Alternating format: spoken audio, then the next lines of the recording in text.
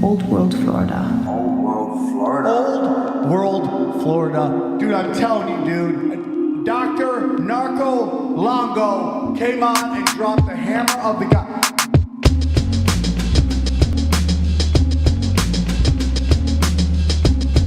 America's mother, daughter of Atlantis. God sent the weatherland, the devil sent the Spanish. Florida is Eden, the fountain of youth, Kalia's deception. So Florida is the truth.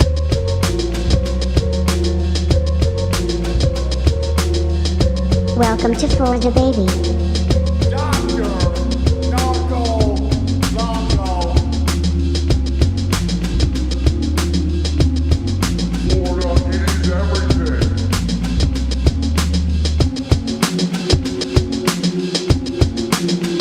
There's too much truth bombs being dropped. I can't digest it all.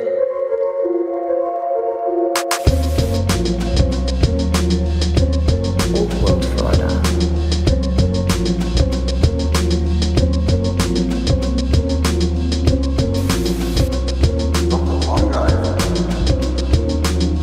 Please welcome Dr. Narco Longo.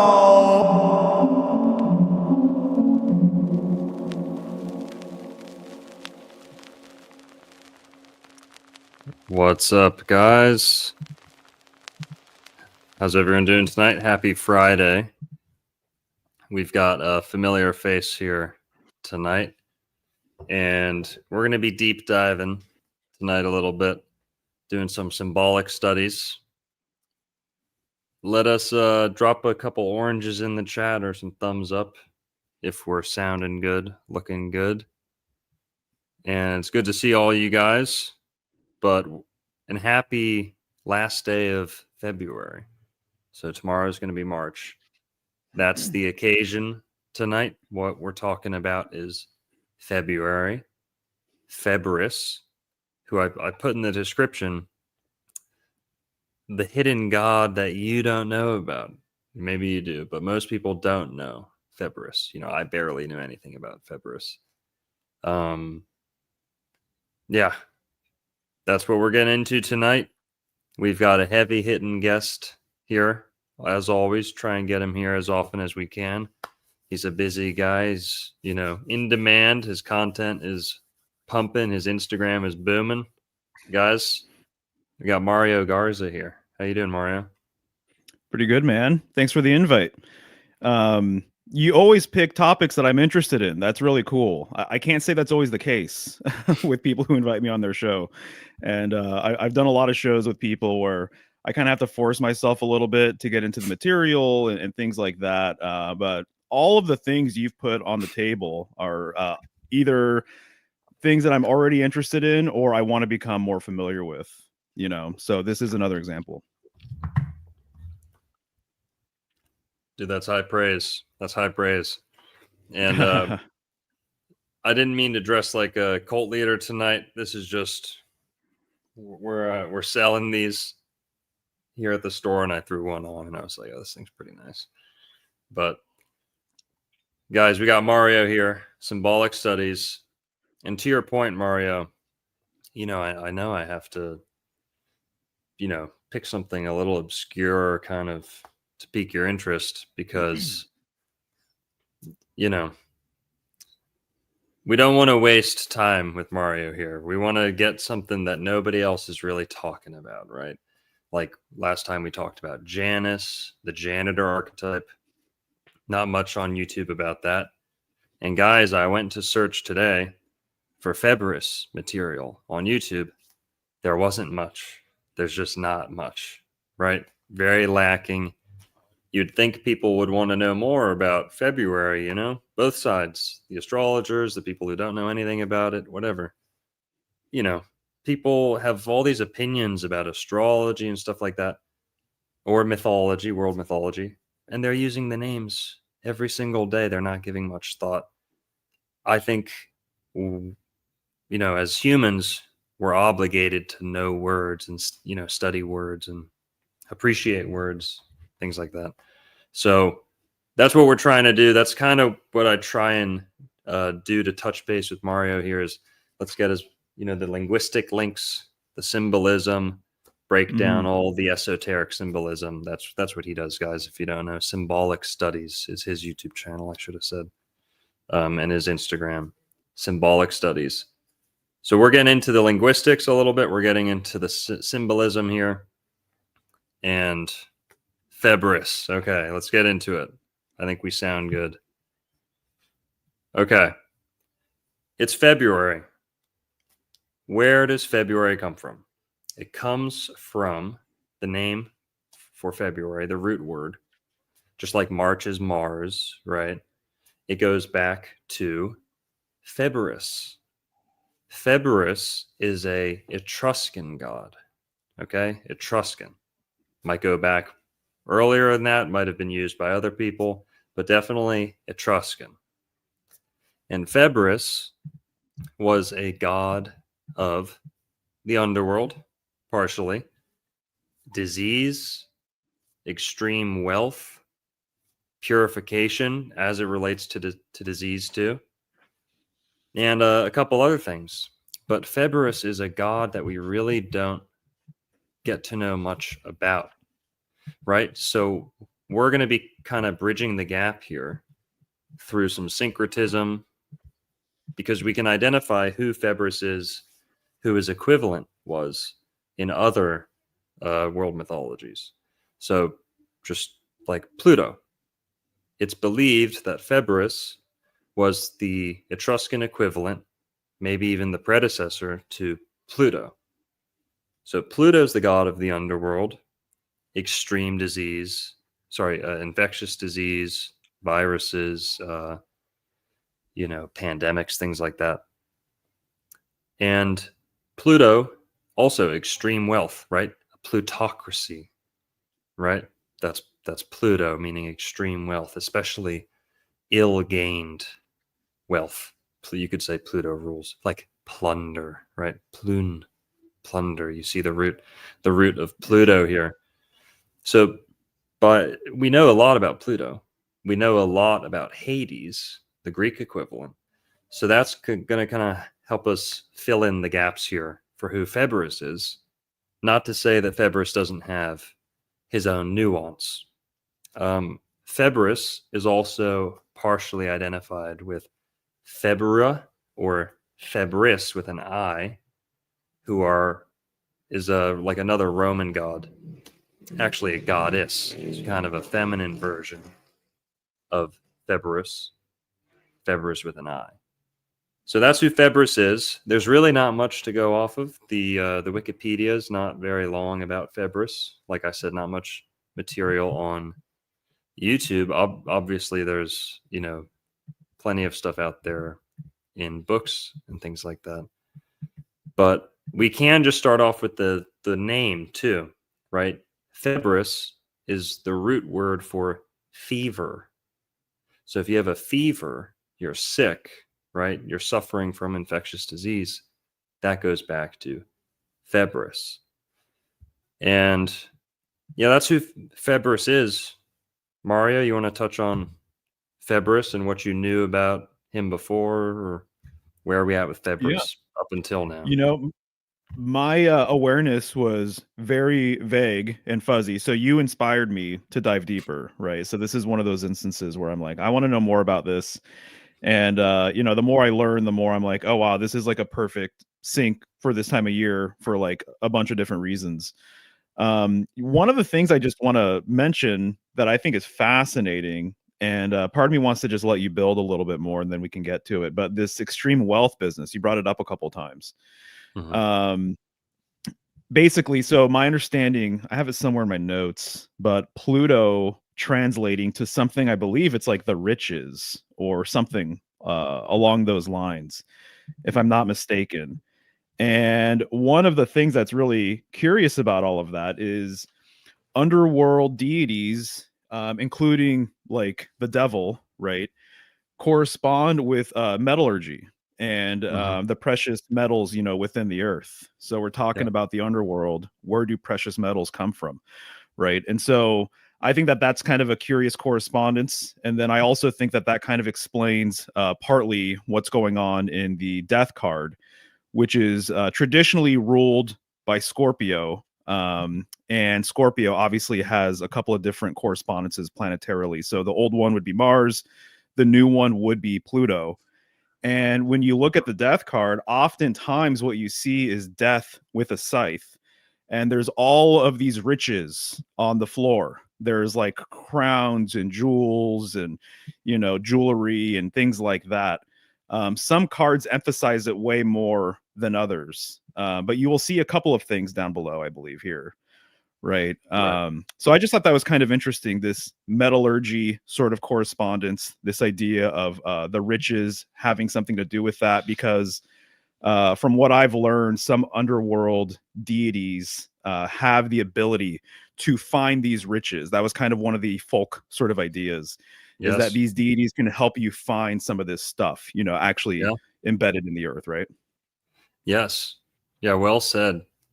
Pluto, there's also a whole nother conundrum I want to get into, is visible planets versus non-visible planets, like Uranus we were talking about last time, Neptune, Pluto.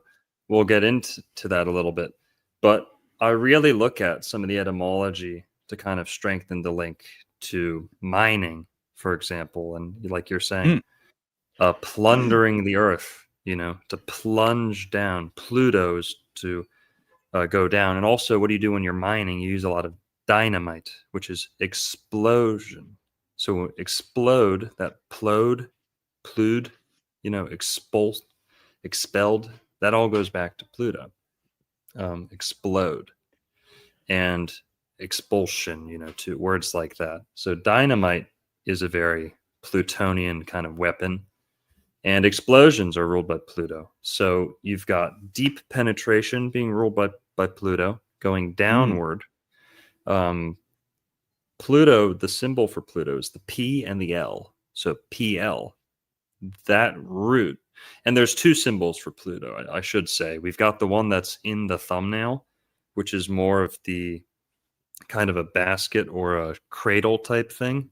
It's a cross and a cradle. I don't know how you describe that. That's more your territory, but we can get into that next, I guess, the two symbols for Pluto. But to me, looking at the P and the L, you also see the foot, like we were talking about with Pisces, and the only angle on the body being the feet, the ankles, that P and L, I look to most PL words as Pluto related or Scorpio related or Pisces related words.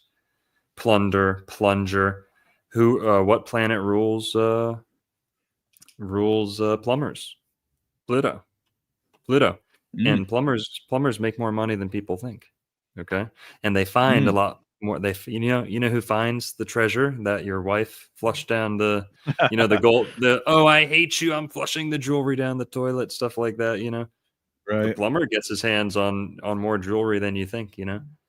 And also plate, to say that something's plate metal, plated Pluto, right? And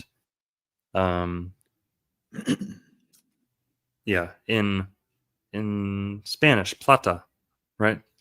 That's how you say silver or money or wealth, right? Plata, Pluto. So you can play with the gender on Pluto a little bit and get a whole bunch of other words that are Plutonian. And plutocracy, like we said, to be Plutonian, if you're a platonic friend, getting to know someone, talking, it's non-romantic or, non-sexual. Plutonian, that's sexual. That's all the way. That's, money's involved. That's like paying for sex. That's like Pluto is also like the underbelly and the underground of society. So vice shows up wherever Pluto is. And I see this.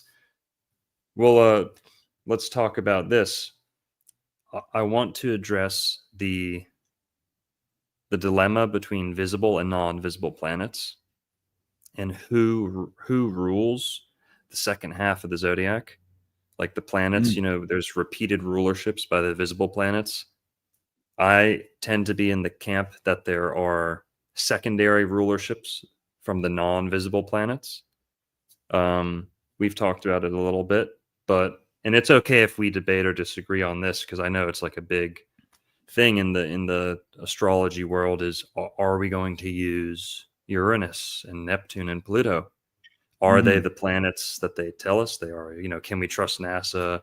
Oh, I had a friend come in and say, oh, those were theosophists and anthroposophists who discovered them and stuff. And personally, I do use the non-visible planets, and Uranus is partially visible, and I'm going to tell why and how I think the months of the year point to it, why the mythology affirms it, why the table of elements affirms this too.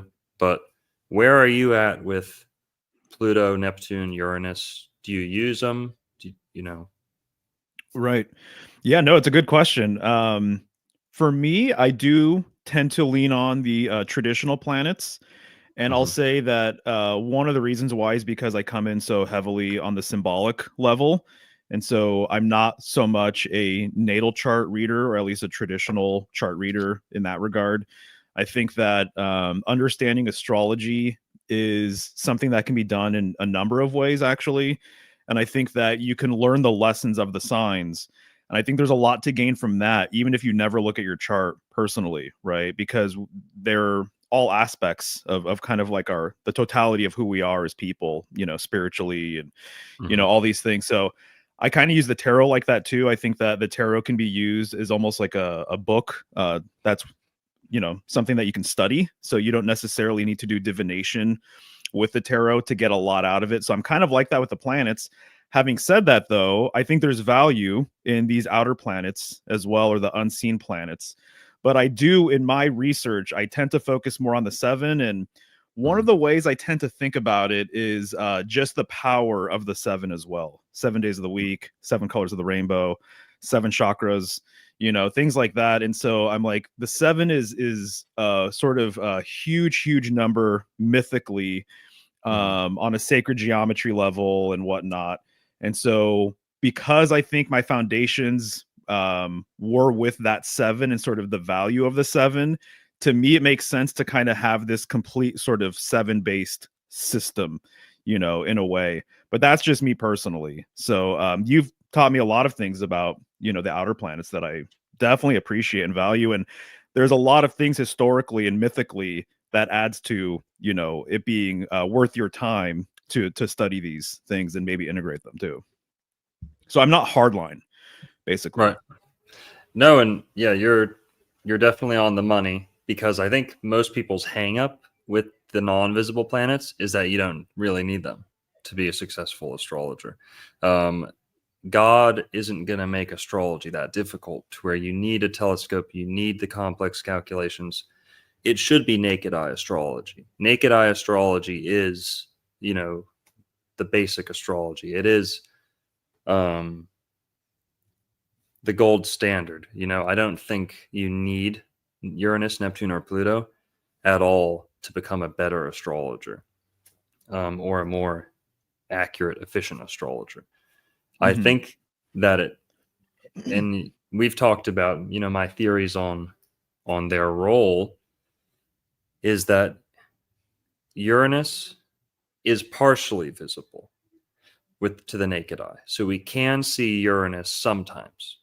So right there, as much as I do believe in, the sanctity, the purity of the seven, like seven is, you know, that's the system. 12, 7,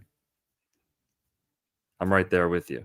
I think that because this eighth one pops up a little bit, it does kind of open the door to to understanding the other two a little bit.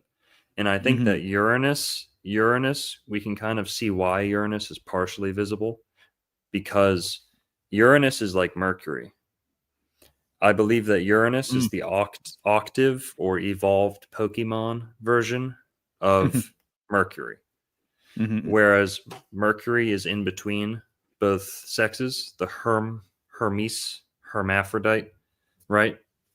Mercury in the middle of the week too, hump day right in the middle, merging to be married or wed. the union of both sexes, Wednesday, wedding, Mm-hmm. the chemical wedding. That's all Mercury, the merger. But then Uranus is kind of the union, you could say, or the neutering effect. It's kind of like the difference between Gemini and Virgo a little bit. They both have a bipolarity, but it shows up differently. I think that Uranus is Mercury to the umpteenth degree. So Mercury rules communication, Uranus rules mass communication. And I pinned my friend Andrew's chat here. Guys, go click on his stuff if you want to watch some good kirtan videos. He's a musician. He's got a YouTube channel. I think that might link to it maybe. But Andrew pointed out here, inner planets are personal astrology. Outer planets are collective and global astrology. I do believe that as well. I think that hits the nail on the head to one of the nails on the head is that the 7 are within you. The 7 chakra system, those tethers are, there's no shifting that system. The 7 inside are connected to the 7 outside. I think Andrew's right, and I've talked about that a little bit, that the other 3 apply almost exclusively to human affairs. So Uranus, Neptune, and Pluto almost have no kind of interaction or influence, and I shouldn't say no, but much less interaction or influence with the animal kingdom. They're almost exclusively human. They influence society and civilization on a grand scheme. And that's why I think society in order to access those, in order to make sense of those, society kind of has to be at a level where they have telescopes, if that makes sense. It's like, right, yeah. It's like the continents are so far apart because God only wants us to explore them when we're capable of traversing the seas, if that makes sense. It's like, oh yeah, I see what you're saying. Yeah, once we make sense of them, we're able to use them, but they're not necessarily there for the raccoons and stuff to just gaze at like the other planets. Where I do think the animal kingdom has a much more direct connection with the 7 visible planets. I mean, I think they use them for their everyday activities, their cycles. They're not just influenced. I think the animals really do use the stars here and there for certain things. But the non-visible, it seems like they're reserved, like God set them aside for humanity to kind of, when you can see these, then they'll apply to you. Once you're old enough to open this mailbox, or once you're old enough to, open this lock, then you get what's inside. That's kind of the way I see them being non-visible. Right. Well, even like just the Kabbalistic tree of life as an example, you have the 10 Sephiroth, but then you've got these 3 external veils that are outside of that system, right? And so it kind of makes sense on that level. This outer membrane, Ein Sof, and Ein Sof and then also what you were saying about Mercury and Uranus. Mercury, I don't know if this is what you're getting at, but Mercury as well isn't easy to see. You really have to figure out like the timing with Mercury. It's very elusive in the sky, basically, because it moves so fast and because of the sun, basically. Yep. You don't always see it, and so they have those 2 things in common as well. Yeah, that's a good point, that they're easily obscured or partially, obscured parts of the year. Yeah, that's a good connection. Right. I see them as filling the same role. Like, and I'm going to say solar system here, but guys, don't grill me on the shape of the planet, please. Within our solar system, we have the 7. I think these other 3 are just on the edge. And again, guys, we're not saying solar system like a heliocentric. I'm just saying our Ptolemaic closed system. I think those 7 planets belong to this realm, and Uranus and the next 2 are peeking out a little bit. I also want to talk about the year here, how the last show we did was Janus, janitor, January, right? This one's about Februus and February. The fact that Janus is in our calendar, I think, tells us something. I think it tells us that Uranus was rightfully associated with Aquarius soon after it was discovered. And also, discovered, I don't think it was discovered. Guys, the Sumerians have like fucking 10 planets, okay? The Sumerians they've got plenty of planets. I think they knew about these, you know. We're going to pull up a picture here. But yeah, I think the Sumerians knew about these 10 planets. I don't think Earth was one of them also. This is just an example, guys. See this? Yeah. Yeah. And also people say it's the sun at the center. I don't know. Is that the sun at the center? It looks like the Saturn symbol to me a little bit, but who knows? It does, yeah. You know, that might just be Grandpa Saturn in the middle. But I think that the months show us where these planets belong in the zodiac. Februus being Pluto. I guess we can kind of. Oh, and by the way, that's called Hellenic or Hellenistic astrology. When you just, for those people out there who want to look into that, just using the 7 planets, you can't go wrong, really. I think I think we just might miss out on a little bit if we kind of disregard the other 3 planets. But I know Hellenic astrologers who are really good. We have some who come into the store, and that brings us to the next point. Is I think there's a way to harmonize Hellenic astrology and the next 3 planets, because the way I see the 3 planets is like Uranus and Mercury. Uranus is the octave of Mercury. Well, Neptune is the octave of Venus. And then, because Venus rules harmony, Neptune rules synchronicity. Venus rules kind of seduction, temptation, right? Being attracted to something. Neptune rules being deceived or illusioned by something, Venus rules harmony in the musical sense. Neptune rules orchestral music in the organized sense. To be in tune, Neptune. Harmony, Venus, Clearly there's a link here. The Venus being born in the seashell, or Aphrodite being born in the seashell. Neptune being the god of the ocean and the sea. To me, it's a no-brainer. I know it'll take some convincing for people out there. And then also, Pluto being the octave of Mars. I think that's a no-brainer too. I mean, Mars is the god of war. Pluto's the god of, you could say, like genocide or total war. Or Pluto's the god of massacres, unfair battles, things like that.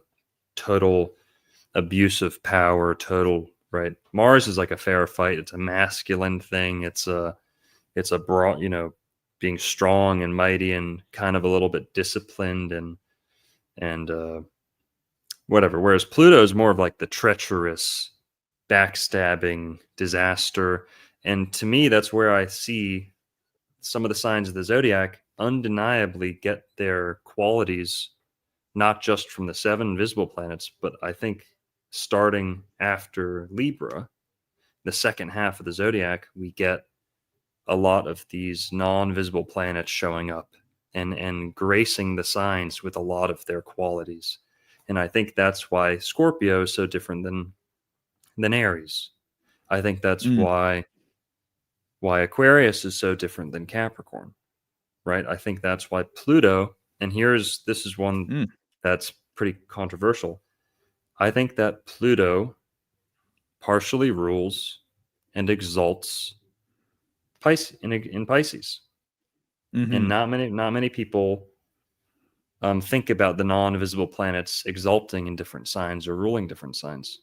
But I see Pluto is partially ruling Scorpio along with Mars. I see Uranus ruling Aquarius along with Saturn. And I see Jupiter ruling Pisces, but also Pluto exalting. So Pluto exalts in Pisces. It's ruled by Jupiter and Neptune. And I think that's why Pisces and Scorpio have so much depth, is they have 4 planets each, being activated, exalted, or ruling. And that's why there's so much depth to them. But yeah, that's enough ranting. That's pretty interesting. Where are you at Yeah. with rulerships, and do you see a connection between the signs and any non-visible planets? I put out a study packet. I have a study packet on my website, and it's like an elemental sort of correspondence breakdown. It's 4 sheets. It's the 4 different elements. I go through all of the different correspondences with the signs and the tarot cards, the cell salts, things like that, mythological figures and whatnot. I also, one of my favorite things, actually, because I don't see this talked about that often, is I see it that the 4 elements have a correspondence with the 4 mathematical functions, so and it really makes a lot of sense. Division to me relates to air symbolism, the sword divides, right? I see water being related to subtraction, fire, multiplication, and then addition, earth, right? The 4 corners of earth, as an example, with the plus sign. And so I have this packet, and when I was creating it, it made all the sense in the world for me to include the outer planets. And so I do include them in my sort of worksheet breakdown sort of thing. So I actually just include both. Now, I can't say on a week-to-week basis I think about both. I tend to think about the original, correspondence there. But yeah, I think a lot of what you're saying makes all the sense in the world, actually. So pretty convincing stuff. And how they're different. I like how you broke that down. The difference between Scorpio or why Pisces and Scorpio are deeper, as an example, the difference between Aquarius and like Capricorn, right? If it was just traditionally ruled by Saturn, then sort of what's the nuance there between the two? So in a lot of ways, I think it makes sense for me personally. I can't speak for anyone else, obviously, is just to almost know all of it in a way. And so I'm not really kind of committed, or I try not to be one way or the other with that, because I kind of respect people's opinions about all of it. And I think you're putting some good stuff out there with all of that. Sure, yeah. Thank you. Now, yeah. Also, I think that we can really trust the associations and rulerships because they aren't just arbitrarily drawn after the planets are discovered, quote unquote discovered. I think they've always been there. But we can actually look to holidays like Februus, like what's the other one? Janus had a holiday. Actually, I think Janus didn't have a holiday in a lot of Roman history. I could be wrong. But you can look at the holidays associated with these non-visible planet deities and look at the time of year it's in and say, oh, yes, that makes sense. Why are Aquarius and Pisces considered the 2 most sickly signs of the zodiac? Well, yes, it's the time of year, but it's also because you have Februus, Pluto, governing that time of year.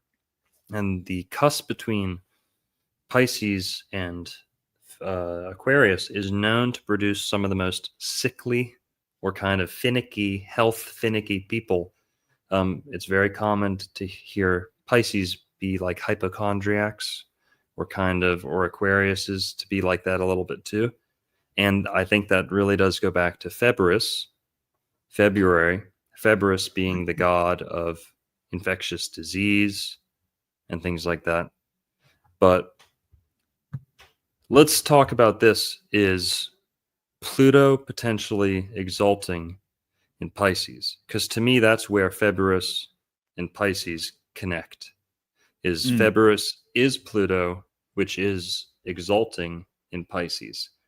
And I think that it's from Pluto that Pisces gets all its associations with the floor, the underworld, the feet.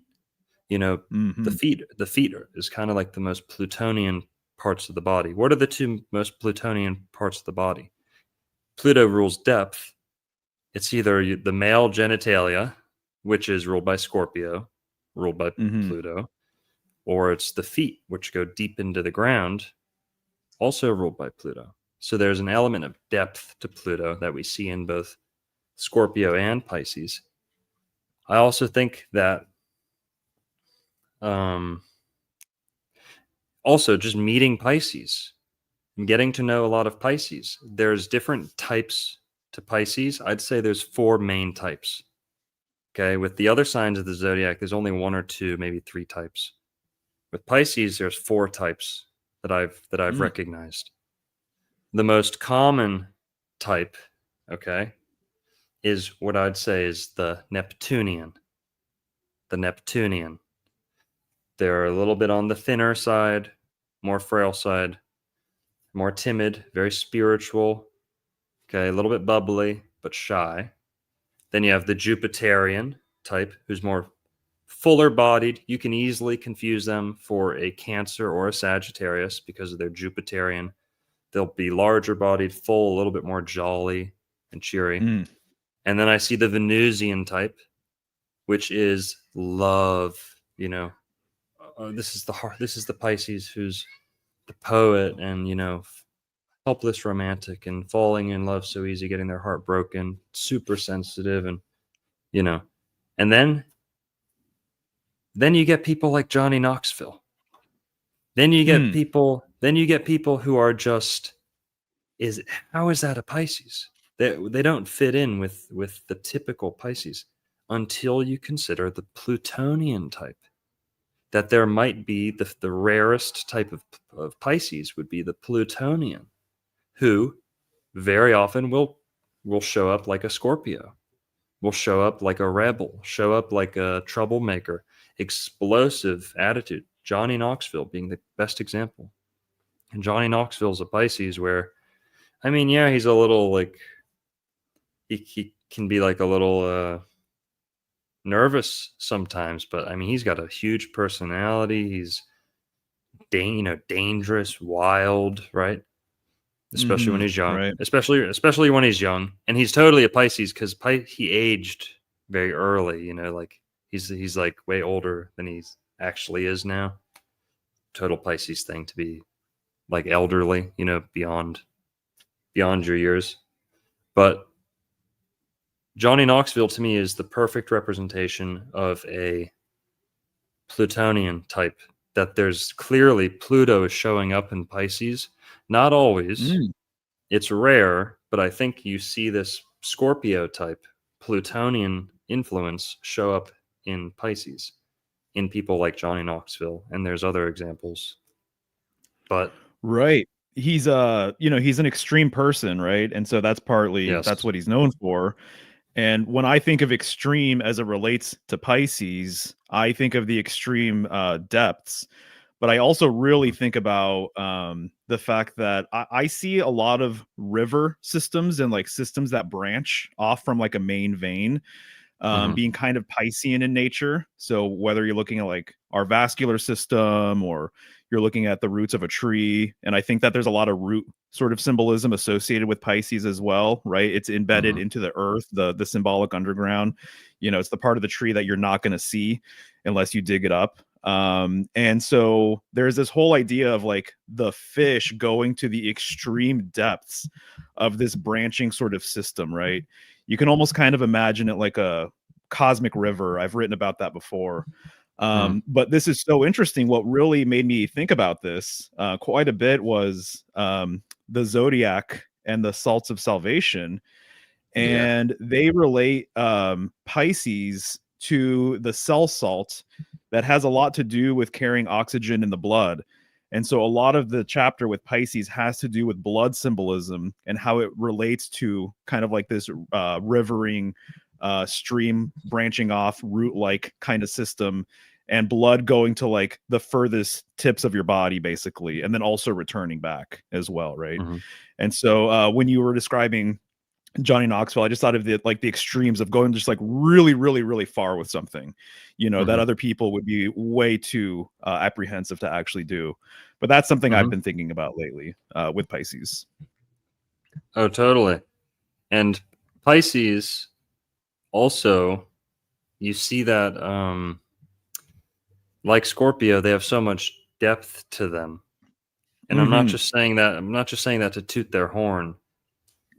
Scorpio and Pisces have the most depth, even if even just like an NPC, if we're just talking about NPC, like people who don't care about this stuff at all, just bumping into 12 NPCs, and I don't think of people like that typically, but let's just say like 12 people of all the signs of the zodiac, I think you're more likely to be impressed with the depth from the Scorpio and the Pisces. And just something about that, the association with the ocean, the depths of the ocean, the dark of night. I don't know. Also, I was blanking on this. Death.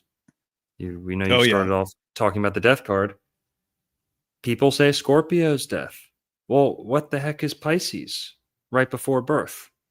Is that purgatory? To me, Scorpio is sudden death, malicious death.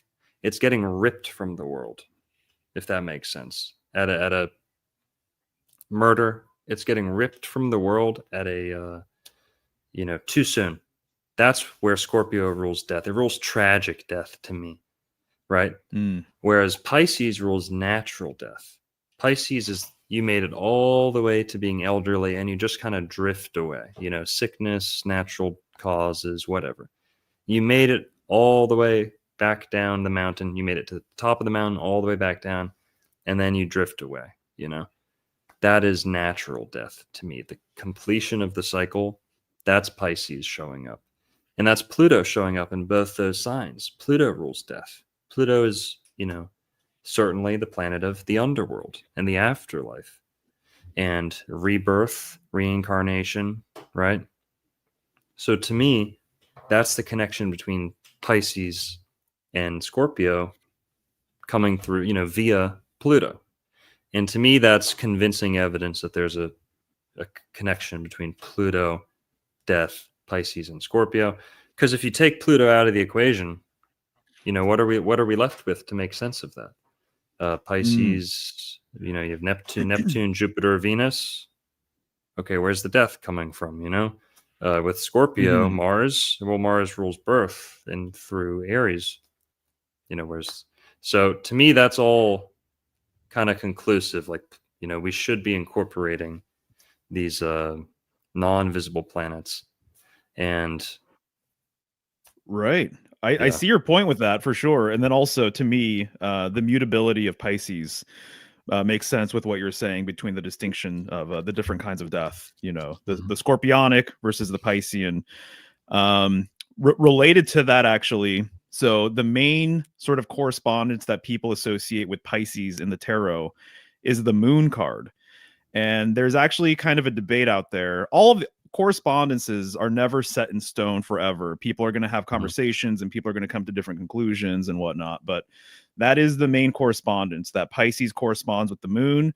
And there's a lot of death symbolism with the moon. And sort of the main thing I'll just say here is that oftentimes you see the moon card, there are two towers. There's often two dogs, right? Sometimes in some esoteric decks, you will see these black dogs, which we'll be getting into, right? And they're howling at the moon. That's kind of a conversation too. Why do they howl at the moon? Like, for what purpose? Are they warning us about the moon? But the moon has long been viewed as sort of the stepping stone or the opening or gateway to other realms. And there's a book that I read a number of years ago, and the guy was going through all of these different ascension techniques that different cultures have had and passed down for many, many, many years. And he was comparing and contrasting these different techniques of astral travel. And basically, one of the things that he puts forth is that a lot of these different groups believe that the moon is sort of a stepping stone to other realms of existence, to maybe planetary realms or something like that. And so the moon has been viewed as like the opening to the other side. And so if you're going to travel to other planes, you have to go through the moon first. This is sort of one idea or one concept. And therefore, if you go to the end of the line, if you say go to Saturn, if you're using the traditional system, which, by the way, this is what 2001: A Space Odyssey is all about in the book. They first go to the moon, and then they're going to make their way to Saturn. They changed it to be Jupiter for a few different reasons. They kind of nerfed the system, in my opinion. And so if you're going to return back to your body and return back to Earth, the moon is going to be the last gate or doorway back. And so there's been a lot of different ideas that the moon collects souls, and that the craters of the moon, being vessels, collect souls. And there's like so many mysterious things about the moon, which I'm sure you've gotten into, before. There's there's just a lot of anomalous things with the moon that I still have questions about. And even people that I know that are really, really tuned in with astrology and symbolism and things like that, no matter how like much you wrap your head around the moon, it seems as though there's still things that are kind of hidden and sort of occulted or obfuscated or something along these lines. And so I think the moon is really, really, really mysterious and powerful that way. And so that's the classic correspondence, Pisces and the moon. And of course, the watery symbolism, cycles with Pisces representing an ending and a beginning. And there's a thing with like liminal spaces. And as we're talking about, no, go ahead. No, totally. This is a super deep rabbit hole, because you're actually addressing the fact that Pisces might actually have 5 planets going on, taking part in Pisces. There you go. You've got the traditional ruler of Jupiter, the traditional exaltation of Venus exalting in Pisces. And some people disagree on that too, but Venus I see exalting in Pisces. Then you've got and that goes to your point about veins and the venous kind of reach and the pulmonary and circulatory system with Pisces, Venus and Venus. Does Taurus rule? Does Taurus rule the circulatory and the fluids of the body? Does Libra? No, it's Pisces, and that has to come through Venus, doesn't it? Through the Venus, copper, blue blood for versus iron in the red blood. Pisces is right there, the blue shift, red shift, right? You can look at Libra being in between the two signs, but you can also look at March being blue on one side, red on the other, right? Arterial blood. And I might be wrong on this, but I think arterial blood is ruled by Aries, Art, R, and then venous blood is ruled by Venus. So that'd be blue and red. Wow. Blue and red. But also to your point, okay, so here, Jupiter, traditional ruler of Pisces, Venus, traditional exaltation. I think most people are in agreement about Neptune or Poseidon having an association with Pisces. Poseidon, Pisces, Psyche, psychedelic, all the silent P words with a psi, silent words go back to Poseidon, right? But also the moon being there and Pluto exalting, Pluto potentially also exalting. So we've got Jupiter, Venus, Neptune, and Pluto all here in Pisces. And then if we extend that to the tarot, like Mario's saying, you can associate the moon with Pisces too. Now, how does that work? Well, we can look to the etymology and the linguistics. What was the moon called in different systems, especially the moon as it was associated with psychology? Sin, right? And mistakes and judgment, sin being associated with the moon, being a moon goddess, sin. Well, that's also where we start to see a lot of other Pisces words like sink, to sync up, if something's in sync, right? The sink where you wash wash your hands, wash your feet. The sink. SY, that all goes back to Pisces too. Synchronization goes back to Neptune, to be in tune. Okay. To me, it all kind of syncs up there with the etymology too. Is the moon is associated with Pisces too, and so we've got potentially 5 planets going on in Pisces, right? It's the final sign of the zodiac. It's the whole birthday party. All the planets are kind of there to hang out, but I do see Pluto working in the zodiac through Pisces, exalting in Pisces, ruling Scorpio. And the other part of Pluto that we should really dig into is the dog of the underworld archetype.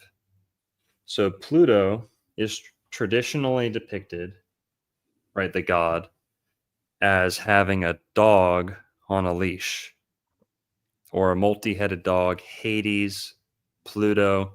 Hades would be the Greek equivalent.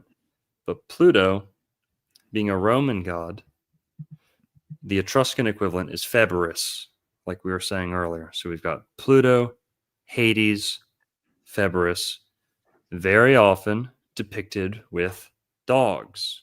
Februus is often associated with the wolf, but I'll take it, close enough. Mhm. And then let's just look at the dogs. How many pop culture, cartoon, whatever, famous hippie TV show dogs are allusions to Pluto, references to Pluto? You've got Pluto, the cartoon dog. You've got Snoopy, Scooby, Goofy. We can go on and on. Mario brought up a good one that I always leave out. Toto. Pluto. Toto. Yeah. And Pluto is a dog name used in tons of movies, not just one. Pluto's used all the time. You've got Spud, Sputnik, you've got Spot, you've got Spike. These are all Plutonian words, Spike. What else? What are some other ones? People, let me know, guys. This is the underdog. The underdog. Okay. There you go. The Yeah. Pluto rules the underworld, god of the underworld. It's also where we get the phrase underdog, because so many of these gods of the underworld are depicted with or identified with the dog or the hound or the hunting dog or a wolf. The black dog of the underworld, especially, I think the Egyptians kind of depicted it with the most intention through Anubis.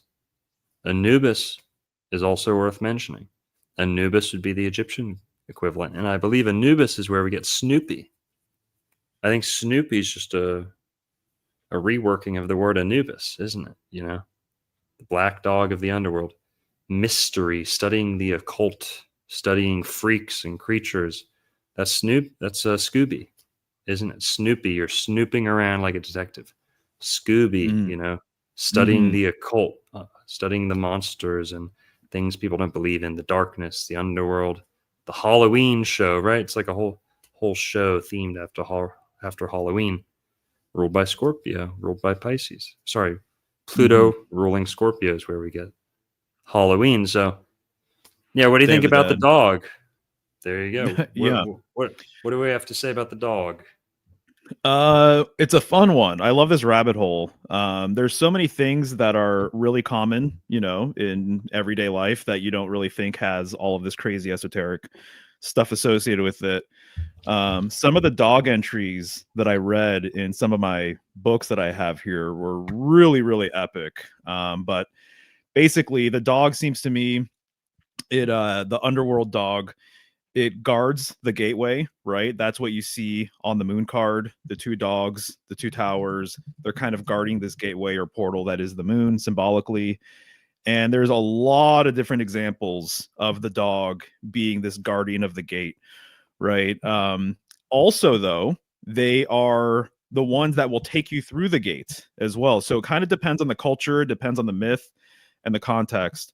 The dog is either the one bringing you through and ushering in and kind of being a psychopomp, crossing this threshold, or they are the ones that are guarding that threshold. And so a lot of deities and a lot of sort of storylines and myths that associate with the dog has to do with crossroads as well, and crossroad symbolism, right? And so like Hecate, triple moon goddess, lady of the crossroads, right? Like to honor her and some other deities that are related to this sort of function or role, dogs were sacrificed. And what I've read before too is that for a lot of cultures, the preferred sacrifice was actually a black animal. And so the black dog relates to this as well, for sure. And so sometimes the dogs were literally sacrificed at the crossroads. And so obviously the lunar symbolism right there on display, right? So those are And a few also, things just kind of. Hey Mario, just real quick Yo. here. You Yeah, just please. filled in the gap for me about the Pluto symbol. The alternative Pluto symbol is a lunar symbol, right? You have the P and the L for Pluto, and then the other one, it's a moon. It's a crescent moon, isn't it? It's a Oh, there full you moon, go. and it's like a full moon sitting in a crescent moon almost. Right. Yeah, totally. So once again, as I already mentioned, dogs howling at the moon, wolves howling at the moon. That's an interesting sort of dynamic there. They've even said what I was reading is that some cultures imagine not a man in the moon, but a dog actually in the moon. And so no matter how you slice it, there's like so many different sort of overlapping things with that. And so the way I see it too is that, the dog leads the way, just like in The Wizard of Oz. When you notice the role of Toto and like the function of Toto, Toto like initiates everything, basically. It's the reason why they're going to Oz. It's the reason why there's an issue with the witch. Toto is the one that reveals even the wizard behind the curtain. He's the one that actually pulls the curtain, right? And so the last time I saw it was several years ago, and that movie is like one of the best like movies I've ever seen. Still, there's so much symbolism baked into it. It's absolutely wild. But Toto is definitely like the initiator and the one that's actually progressing the whole entire storyline. And I think that that's what you're going to see in other movies too, related to the dog, where the dog plays like a prominent role. And they go to the other side, right? Yes. Now you made me think of some more words, some more etymology. We're talking about the P and the L. PL words like plunder, plunge, plume, ink, right? Like what's the word? It also applies to words with BL. So blot, blood, ink blot, blood, black, to blaze the trail. Just like you're saying, the trailblazer, the BL, a lot of BL words go back to Pluto too, because phonetically PL and BL are almost the same. And in like German, you say blood like Blut, like Blut, blood. You say it like Pluto, that's the the metals of the body, leaking out blood. But yeah, the dog blazing the trail. Who's ever been on a hike with their dog? It's second nature. It doesn't matter if it's a Shih Tzu or a Bulldog.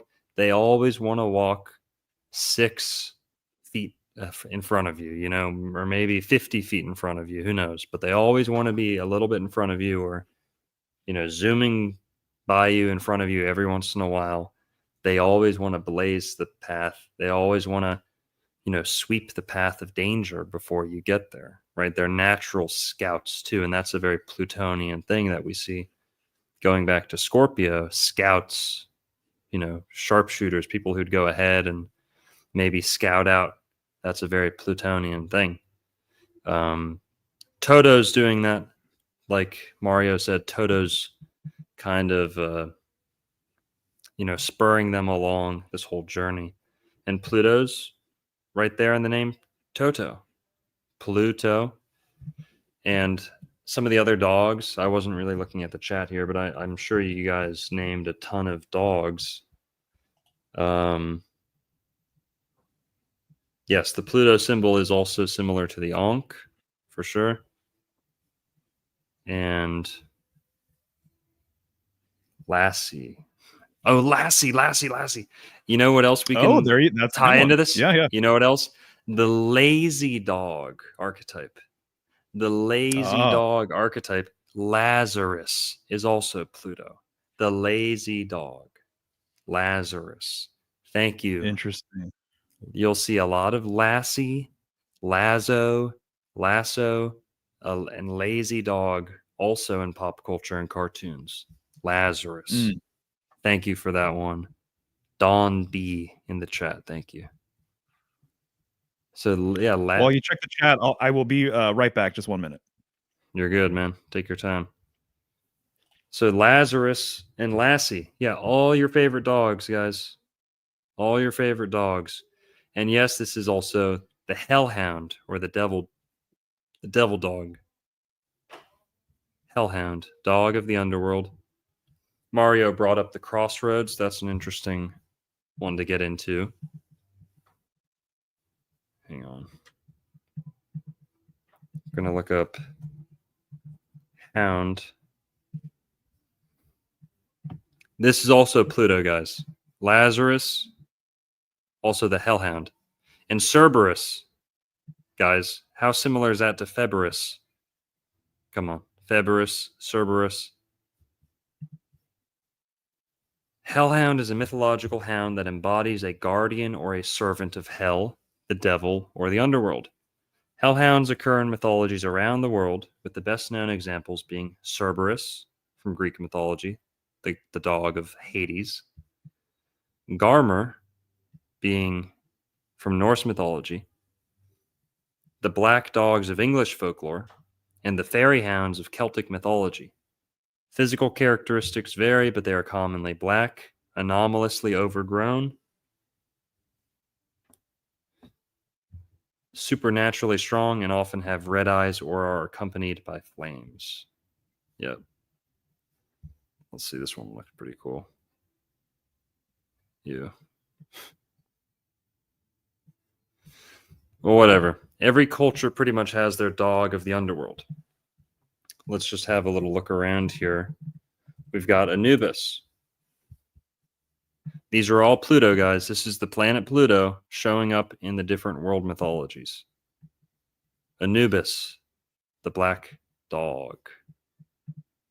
Dog of the underworld. Anubis is the god of funerary rites, protector of graves, and guide to the underworld. In an ancient Egyptian religion, usually depicted as a canine or a man with a canine head. Okay, you see that? And also, we're going to be connecting Osiris to this a little bit. Osiris is not one and the same as Pluto, but can be connected, can be linked. Because Anubis is the dog, but Osiris is where we get Sirius from, who's also a dog, or the dog star, right? And that's where you get the word canine in the constellation Cancer. What's up, Mario? We're just talking about Anubis, black dogs of the underworld, and Sirius and Osiris, about how there's Anubis, but then there's Osiris. And a lot of people have linked Sirius to Osiris. And I was just saying that Osiris is not one and the same with Pluto, the way that Anubis is. But Osiris, we can link to Pluto through the dog of Sirius, the dog star. Sirius, the black dog star. But yeah, you want to that makes sense. Chime in on Anubis at all? Yeah, actually, if you don't mind, look up the moon card from the Thoth deck. Okay. Because it's one of the most encoded decks. Obviously, it's like an infamous deck. What was really interesting? You brought up something about Crowley and publishing things that he wasn't supposed to publish like a week or two ago. I did not know that history. That's really interesting. And so I'm gonna have to pull at that thread because I just that's new information to me. Yeah, it's a cool story. Apparently he depending on how some people tell the story, they put a gun to his head. Either one of the Freemasonic or Templar or Rosicrucian groups said, if you don't join us or rescind this material, we're going to have to kill you, because that's the threat that our members are under. So you either have to become a member, so we know you won't, we know you won't disseminate anymore, or rescind it, never say it again, And I forget what he did, but yes, that is true. And some people tell it as if he didn't capitulate, he would have lost his life. But who knows? Very interesting. Yeah. Do you by chance remember or recall where you heard that from? That information is it a book or an interview with somebody or an Yeah, article or anything? If not, it's no big deal. Robert Anton Wilson talks about it in a interview at one point. But this is one of the instances where Aleister Crowley was admitted to either Freemasonry, a branch of Freemasonry, a branch of the Rosicrucians, or one of these Templar adjacent societies, where he basically he printed their secrets and they made him join. And I think he joined, but he still didn't necessarily play ball all the way. I see. Gotcha. Well, thank you for that. Definitely going to try and look into that. So this is his deck, right? That he created with Lady Frida Harris. And one of the things that's been pinging me in this conversation to bring up, and this is a great opportunity to do it, right? So you have the two towers, two Anubis figures, and then at their feet, there are those black dogs, right? As we're discussing here.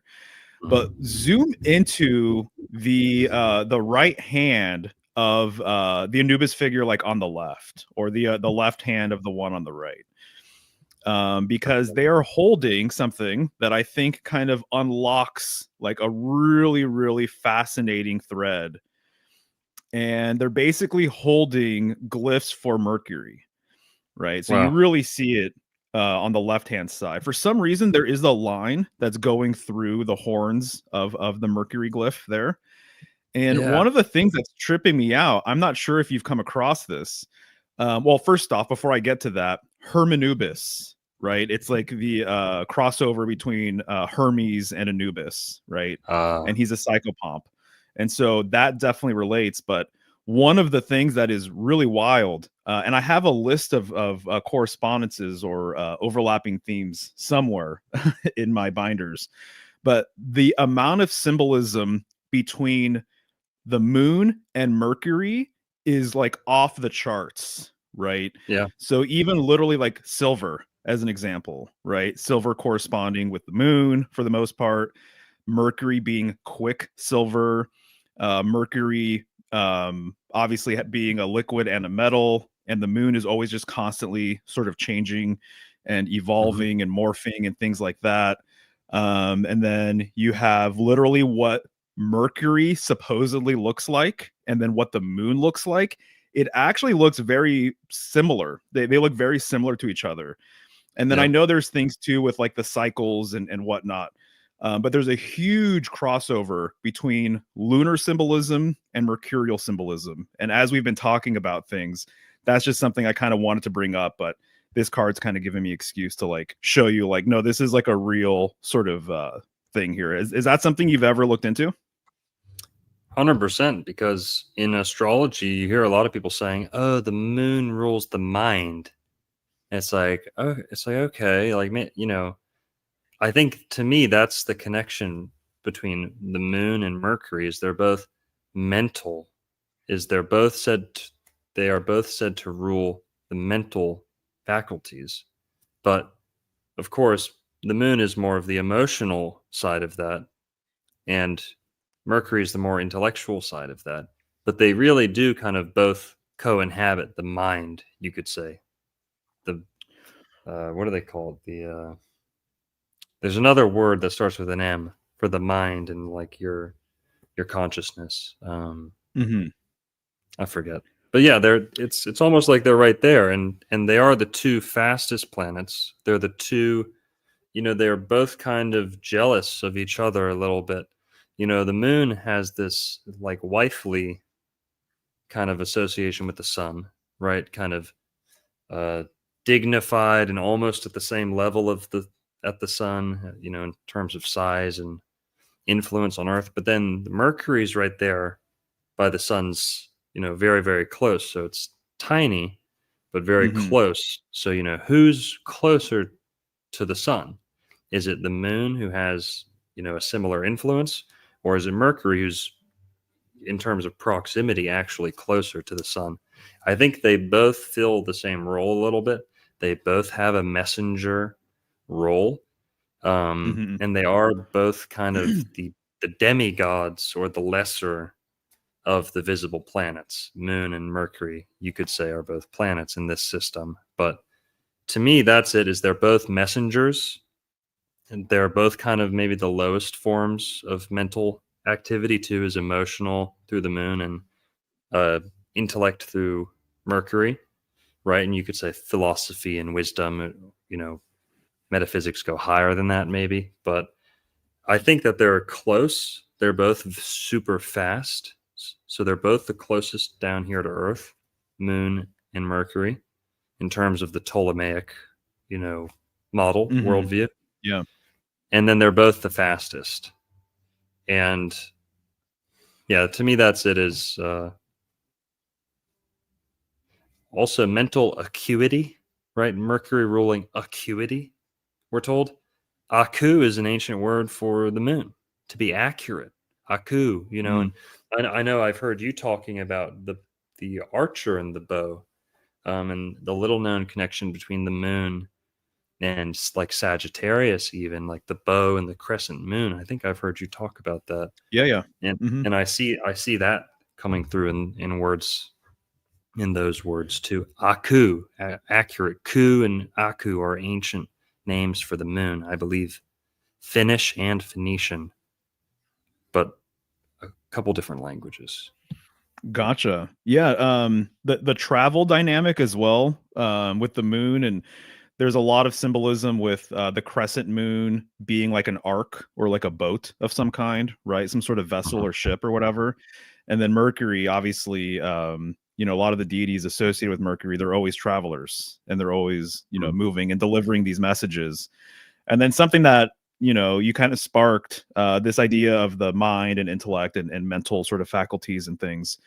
I've been thinking about it more and more lately, but this idea that perhaps mankind once believed that they thought from their heart, and that it's more of a modern construct to think that we think like in our head, basically.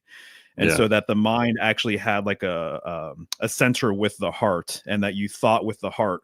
So there wasn't, I don't think, with early man, like a distinction between thinking and feeling, even that they were kind of unified. But now we have this sort of duality sort of perspective, right? Yeah. If you ain't living from between the legs, guys, you aren't living in the right place. Just kidding. The heart and the mind, that's not where you want to live. Okay, you want to be driving from the cockpit. That's all I'll Yeah, say, yeah. is the heart, to be heart centered, the heart at the center of your body. And not to be a Right. little lewd, not to be a little lewd here, but Mario brings up a good point about trusting your heart, trusting your mind. Are we thinking from the head? Are we feeling from the heart? Can you bring your awareness to different parts of the body? Things like that. Hmm. People are always interested in this stuff. I tend to defer back to the box saga on this one. It's a little cheeky, it's a little lewd. Okay, if people want to sign off, they can, whatever. But I think that the real heart is the one that's between your legs. You Mm. can have a soft heart. You can have a hard heart. You can give your heart to somebody else. You can't do that with the heart in your chest. That's a pump. Mm. That's a pump. And the heart never lies. My God, the heart in your chest has sent more people to an early grave, more people to jail, more people, and not through honesty. I'm not saying like, oh, I mean deceiving people. Okay. The heart is a deceiver. That's my position. I'm Mm. not speaking for Mario here whatsoever. But my opinion, the heart in your chest is a deceiver. The one between your legs, you might not like the answers, but it will not lie. It cannot lie. Okay? Oh yeah, there's something Cannot to be lie. said about that for sure. Yeah, yeah. Mhm. So interesting, because if we're following this, using your perspective here, And the energy is that is just a moving up the body, basically, right? And kinda, so yeah. you know, genitals to the heart to the mind. Maybe that's like the inversion, the classic inversion or something.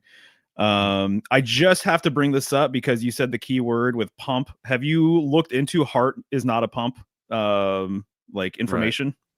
It's actually a spiral. Is that Yeah, yeah, it's basically it's a spiral or it's like a knot, you know, or something yeah. like that. It's yeah, there's this sort of toroidal kind of thing kind of going on with it. So heart not a Yeah, pump, that's definitely like a thing. good point. Good point. But I see exactly what you're saying though. I didn't know that was a box saga thing, to be honest with you. Yeah, the Bach saga talks about following your heart and whatever. They say that the world is hard hearts, calloused hearts, cold hearts because we've been circumcised, which literally leaves your penis cold, harder, and calloused, which are all things that people say about the heart that really don't have much to do with the heart. And the Bach saga also teaches that most of the wars that have ever been committed on this planet, the vast majority, have been perpetrated by circumcised populations. Okay? Mm. Circumcised populations tend towards armed conflict. That's just the way it is. It makes sense. Yeah, it's the next sign over, but there's a lot of circumcision war symbolism in Aries that I see. Mhm. So much so that even there's like Jewish circumcision tools, and the main one, it looks like the Aries glyph, basically, Mhm. essentially. What would that And be? A rabbi's mouth? right. Yeah, so what you're saying there, I mean, that doesn't surprise me like in the slightest at all. So to kind of just riff off of this box saga thing, you know, when you look at Pisces in the night sky, you see a very large V, right? And so you see this large V, and what I get from all of this is that the fish are actually emanating from one stream, but it's a split stream dynamic, right?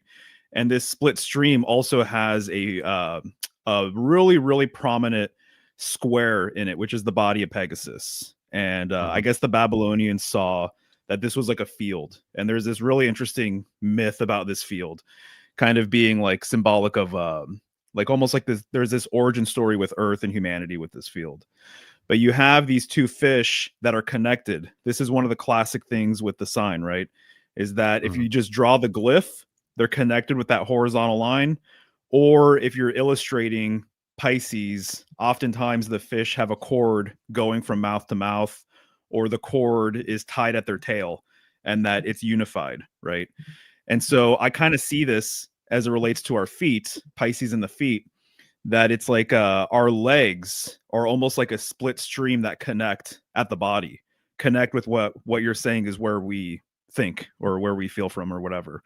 And so our body where our legs meet is kind of like non-duality in a way, and then Mhm. the split legs, the two fish, kind of represent this dualistic sort of nature. But when you look into a lot of symbols and storylines that have to do with duality, that are dualistic sort of in nature, like Gemini and the Gemini twins, the mythology is always that they come from a unified place, right? So with like Mhm. Gemini, they came from a cosmic egg. With Pisces, they come from the same stream. Yeah. Now, real quick, I want to read this comment before Sure. we drift away from it too far. This is from my friend Michael. He texted me to remind me to read it. Um, Dogs as pets face death before their owners. They're masters to their owners, actually, in the way that they teach their owners how to face death. As when Yoda, dog slash instinctive, dies peacefully by Luke. Sorry, Luke. Hmm. Now, this is what he's saying here is it's known that dogs, especially, it's not that the cats don't have it, but dogs kind of have especially intimate deaths. Like they're maybe just very conscious of it. You know, they're at peace with it. I don't know what it is, but you know, to die like a dog, right? You hear people saying that, and it's known that dogs will kind of want to share that moment with their owner almost, and they like to face their owner as they die, or be in close proximity. So that's a good and also, how common is it to see dogs at hospitals cheering up the sick and dying, right?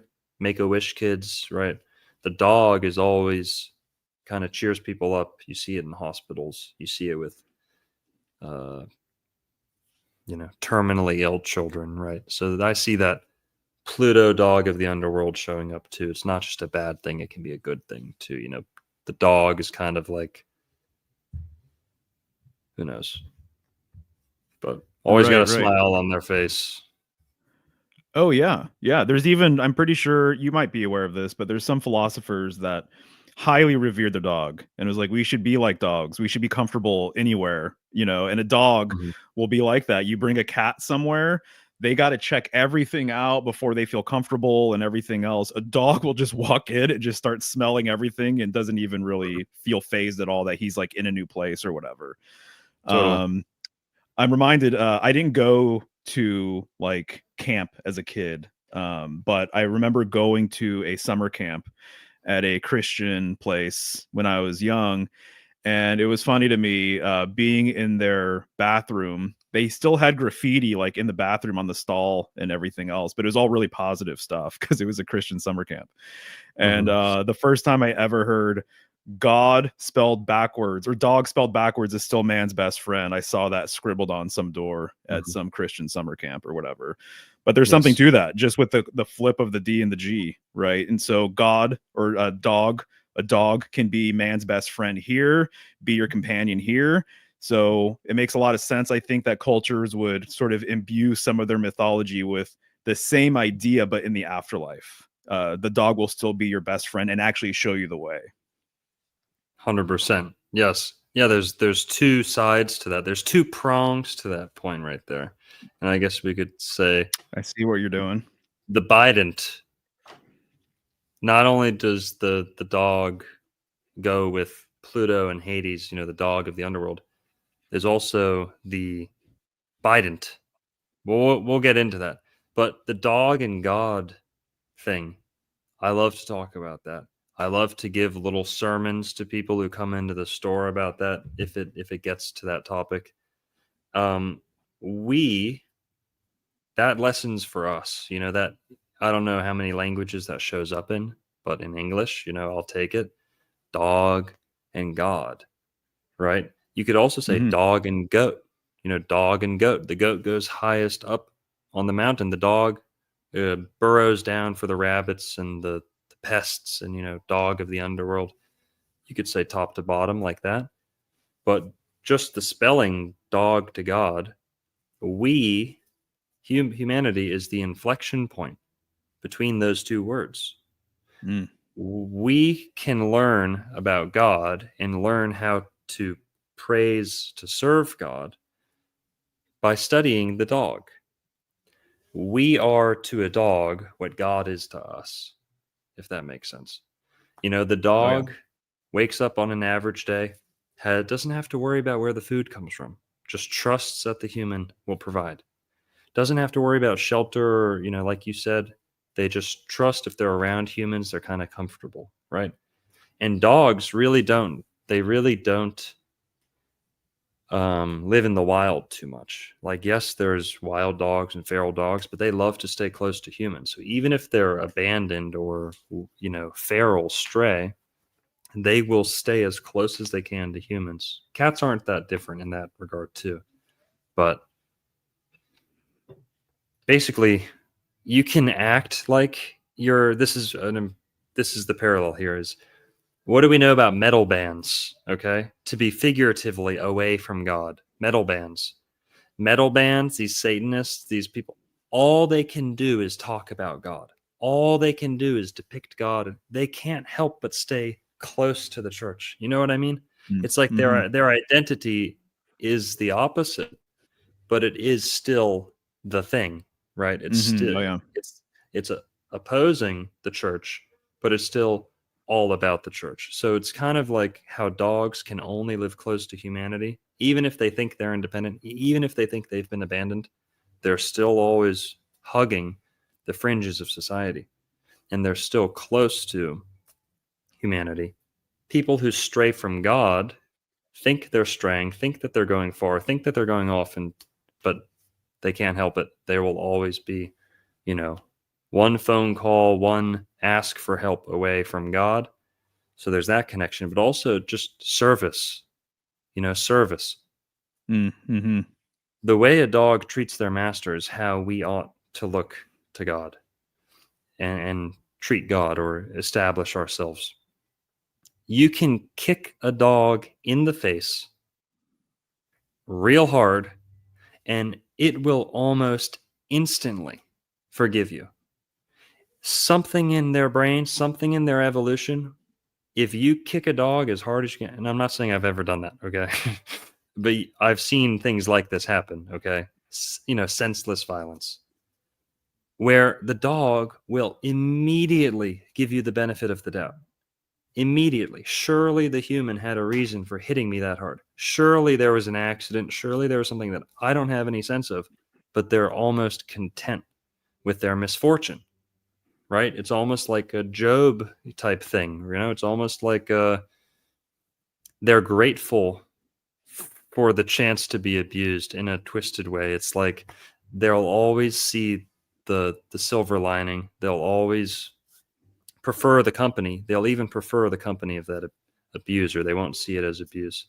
And I'm not trying to paint a bad picture of God here whatsoever. I'm saying that a dog will forgive and give the benefit of the doubt and trust in the grand plan, trust in the history of the relationship, trust in the generational bond between the two parties, that they can withstand an offense. They can withstand you don't want to be going through life like, oh God, why did you smack me like that? Why did my car get towed? Why me, God? Why?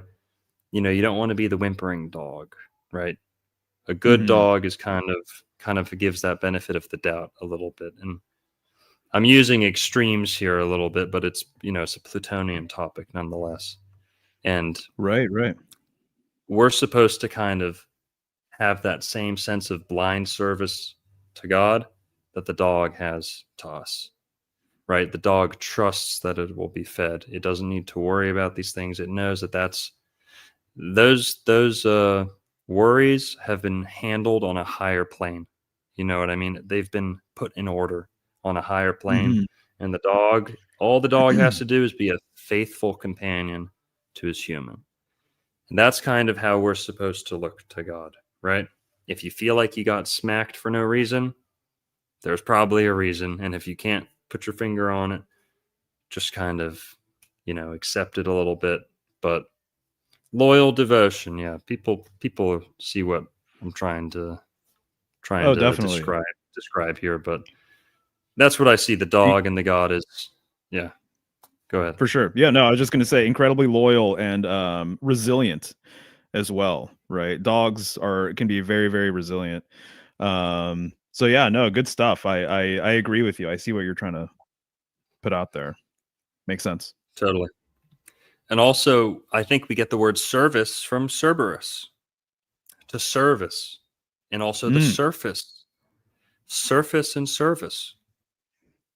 Serve us, surface, and service, right? Those all go back to Pluto to me.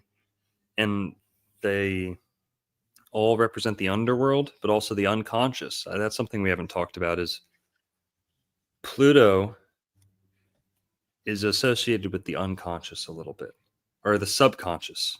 The unconscious is ruled by Neptune, psyche, psychology. But subconscious, I believe, is ruled by Pluto. So unconscious Neptune, subconscious Pluto. Cerberus is one of the dogs of the underworld. Cerberus is the dog of Hades, I believe. Let's look him up. Cerberus, often with multiple heads. three-headed dog, Cerberus. Mm-hmm. Yeah. And also Sirius. Sirius, Cerberus, right? I see that. This Yeah, is no, exactly. the black dog. And we should also talk about Cancer a little bit, because people are going to be like, most people who know a little astrology would probably, if they're hearing some of this, would say, well, what about Cancer? Where's Cancer in all this? Isn't Cancer the dog? Cancer, canine, Sirius is the Mm. dog star in Cancer. Most people know it as the crab, yes, but Cancer also has an association with canines. Well, I think it comes from Sirius.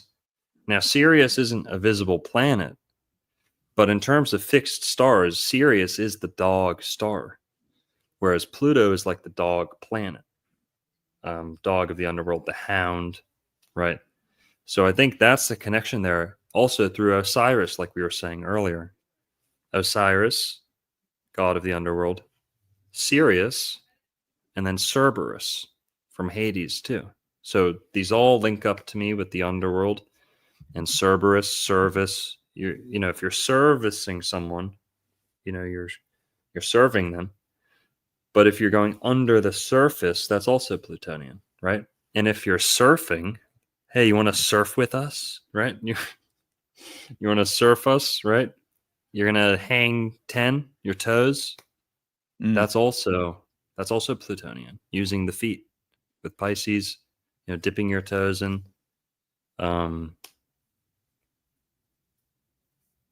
Yeah.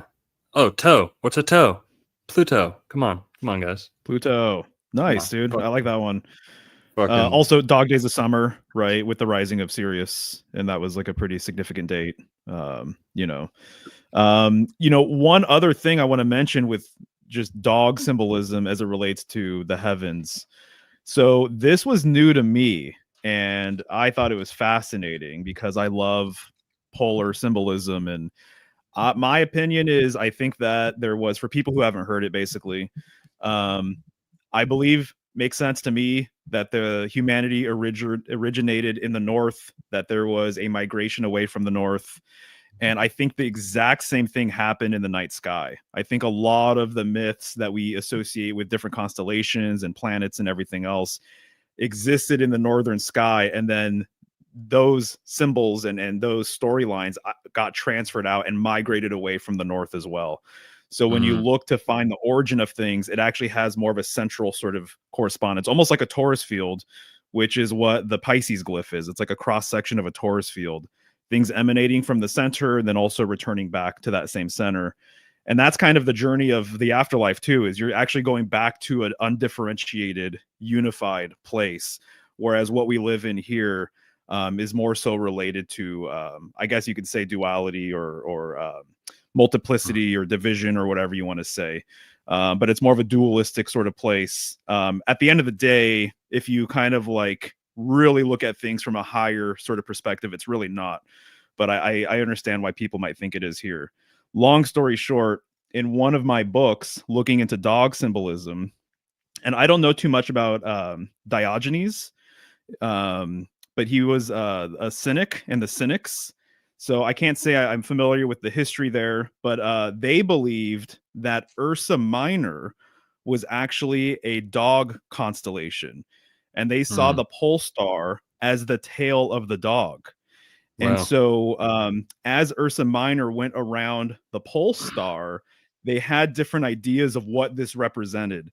And also, apparently, apparently this is a Slavic thing, an ancient Slavic thing, that they saw also that this was a dog canine constellation. And there was this idea that it was chained to the pole star, which actually, this is a common thing that you'll find, is that Ursa Major or Ursa Minor being chained to the pole star. And there's this idea that if it basically moved or somehow left that area of the heavens, that it would bring doomsday or destruction or whatever. So I have right here doomsday being the day of the wolf. That's another thing, I guess, in Norse mythology, basically, and Fenrir. This wolf god that's the offspring of Angerboda. So anyway, just wanted to put that out there, that there is this interesting northern correspondence with Ursa Minor and the Pole Star being a dog constellation. So we have Pluto, we have Sirius, and then we also have that too. Mm-hmm. So for what Do you it's want worth. to talk about? Oh, 100%. Do you want to talk about the two symbols for Pluto? And Yeah, bring them up. I'm sure you've done some specials talking I have about it. not Which actually. one? No? Which No. one do you tend to use more, or if at all? The PL or the more Mercury looking one? I use the Mercury looking one.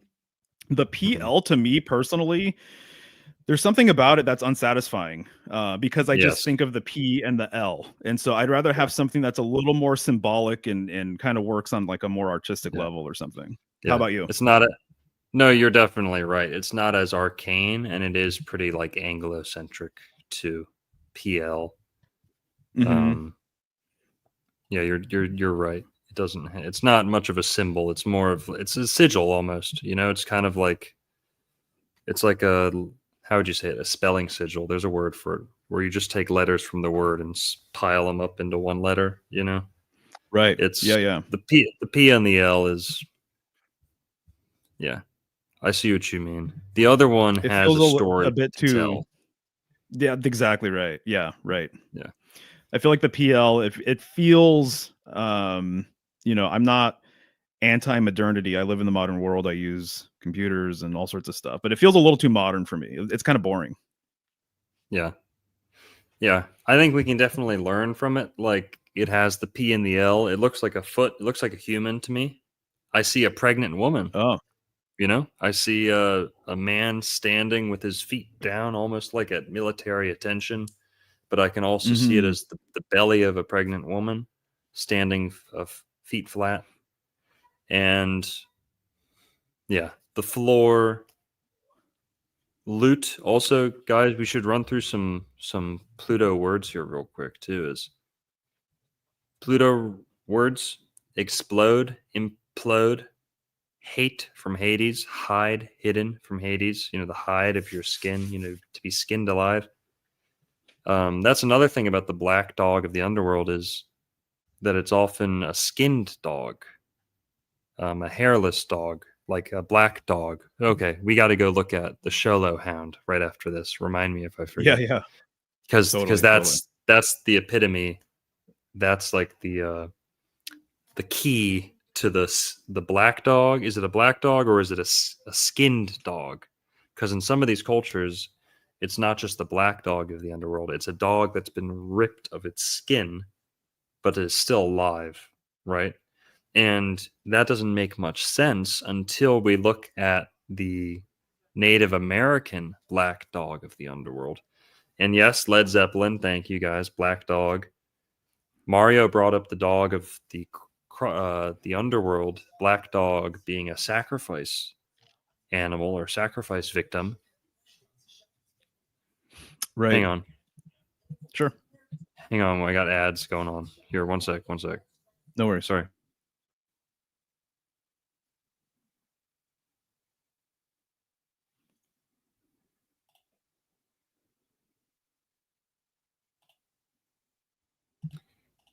Sorry, the radio kicked on here at the store. I don't know why.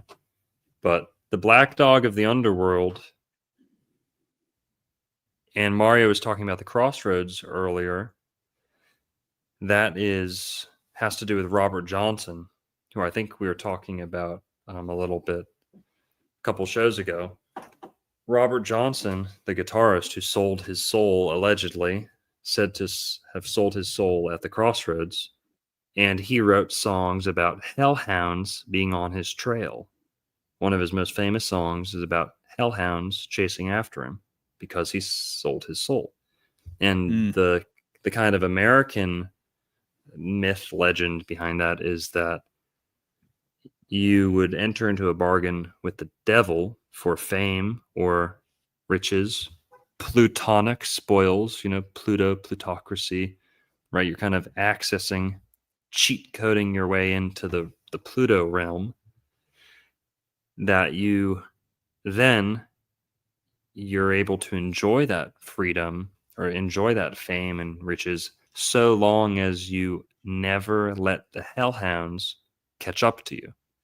Meaning you'll always have to be a rolling stone. You'll always have to be going from one town to the next. You'll never be able to set up roots. And that's what you see with a lot of the celebrities, with a lot of people, is they are kind of vagabonds a little bit. Yes, they have houses. Yes, they have, places they live. But a lot of these kind of soul sucker, Faustian bargain type people, like Bob Dylan, they have this restlessness about them. They're like, I gotta go from one place to the next, or else it's gonna catch up with me. Bob Dylan says stuff like that, multiple times. Wow. Right. And that's the hellhound being on your trail. Whether it's a psychological thing or if it's a actual demonic influence. There's a feeling that you can't stay in one place for too long. You get itchy, you have to go. That's the hellhound on your trail. And apparently Robert Johnson, it caught up with him. Also, yeah, the hyena. We haven't really talked about the hyena at all. The jackal of the underworld. The dog, the jackal, whatever. But okay, I just got to mention this real quick because I've been thinking a lot about the difference between agrarian society and nomadic societies and cultures. And what I've been reading about lately is just the big difference between them and how they view time and space and art and, all of these different things. And what I've learned and picked up is that there are several myths that basically are about the agrarian, pastoral, sedentary society taking root and killing the nomadic peoples. And this is what's going on with Cain and Abel. So Cain represents that sedentary lifestyle. Abel represents more of the nomadic sort of lifestyle. And this is also what you get with Romulus and Remus, the ancient Roman myth, right? The hero twins that built the first wall in Rome. This is where we get Rome from, apparently, is Romulus. Romulus would be the Cain in this situation, and he kills Abel. The interesting thing is that the evil twin or evil brother that kills the good twin or good brother, they take root and basically they establish like the first town or the first city or something along these lines. And so that is the case with Rome. And the way they built the wall as well is really interesting. Romulus would pick up the stones or pick up the bricks and put them in place. Abel would actually play music and levitate the stones or bricks into place. That's the mythology, right? And so nomadic peoples favor art that unfolds over time, and then sedentary peoples favor art that unfolds over space. So like visual art and iconography and things like that, right? That's sort of one of the differences there. So as you're explaining this story, it's almost forcing these guys to have a nomadic lifestyle and not take root. And I felt like I really needed to bring it up as well, because Romulus and Remus are well known for having a she-wolf mother, basically, right? And so we're talking about dog symbolism. And so you see the babies of Romulus and Remus underneath the she-wolf suckling at her teats. So their mother was a wolf, basically. So anyway, but these glyphs, I mean, look how mercurial the one is on the left. Real quick, Wolf Mother, a band, started out as a Led Zeppelin cover band. Black Dog. Black Dog, it's like Godsmack and Alice in Chains, like they take their name from one of the songs of their favorite band that they're doing, that they're covering a lot. And Wolf Mother is a band I grew up listening to, and Led Zeppelin. Clearly Wolf Mother started out as like a Led Zeppelin cover band kind of. And Wolf Mother. Right. That's the only place most people have heard Wolf Mother, is from the band. Well, it's funny. I wasn't even planning on bringing this up, but because I've been at this thread, I've been wanting to like watch documentaries about nomadic peoples and kind of see what their lifestyle is like. And there's still some nomads in the world, but it's getting harder and harder and harder and harder for them, right? Because as cities get established, that prevents them from moving through this land, and it kills off all the wildlife and everything else. But I was watching this nomadic family do their yearly journey, basically, and these guys were in Russia, and his sort of spiritual framework is that when he dies, when they die, when their people die, they go to the celestial wolf mother, that the celestial wolf mother devours them upon death. So just another correspondence with wolves and dogs and death and everything else. Oh yeah. Right. Also, So- wolf. You could link it to Wolf. You know, V could take it back to Vulcan, who's Oh yeah. who can be partially linked to Pluto too. Mm, Vulcan. mhm. you Oh know, yeah. Yeah, Pluto, I see but that for sure. Falcon, Exactly. Vulcan, Wolf. Yeah. Right, But right. So the symbol on the left, you know, to me, the upper portion feels very feminine. So you have the circle, right? And then you have the cradle, sort of, it almost looks like a crescent moon, or it looks like the horns of a bull. If you literally just put that sort of crescent on top of that circle and move the circle down, you have the glyph for Mercury. If you yeah. remove that cradle and you just have the circle, you have the glyph for Venus. Right. And so a lot of astrological symbols are made up of like a cross, a crescent, and maybe a circle as well. So it's using all of those different things. And so to me, Yeah. feminine up top, a little, I think you can make the correspondence with Earth. I see at the end of the day with symbolism, it's like you can find the yin and the yang and the yang and the yin, you know, and so it just kind of depends on like the lens you're looking through everything. But I can kind of see the cross down below being a little bit more masculine, actually, more than the circle. So oftentimes the circle and a sphere that relates to the heavens, and it's really common to say that Earth corresponds with like a square or a cube or even a cross, right? The four corners of Earth is always the thing, you know, that I bring up. But this levitation sort of thing with the circle, you know, that's kind of interesting. Yeah. I was just gonna say that it makes me think of like the science experiments with where the ball floats in a little dish or like a cradle type thing, just like that, where they levitate balls with air pressure, just like you're talking about with Romulus and Remus, who potentially used sound levitation to lift their stones. Right. I see levitation in the symbol for Pluto too. I was just going to say that. Yeah, makes perfect sense. So I think that's interesting. But yeah, no, to be honest with you, I haven't spent too much time looking at it. Go for it. I also see a surrender. You know, like a man surrendering, putting his hands up, you know, giving up the fight, defeat. You know, like Pisces, Pluto kind of defeat. Right, totally. Yeah, Also, I can see that too. I said we wanted to talk about the Sholo dog, the black dog of the underworld, as an archetype, is not just an Egyptian thing. You find it on the other side of the Atlantic. The Sholo dog, however the hell you say this, fucking taco burrito, fucking. just kidding. I love Mexican food and Mexican people. I'm just kidding. But come on, guys, come on. Let's be real. cut me some slack with this word here, okay? Sholo word, several breeds of hairless dog found in standard, intermediate, and miniature sizes. The Sholo comes in a coated variety.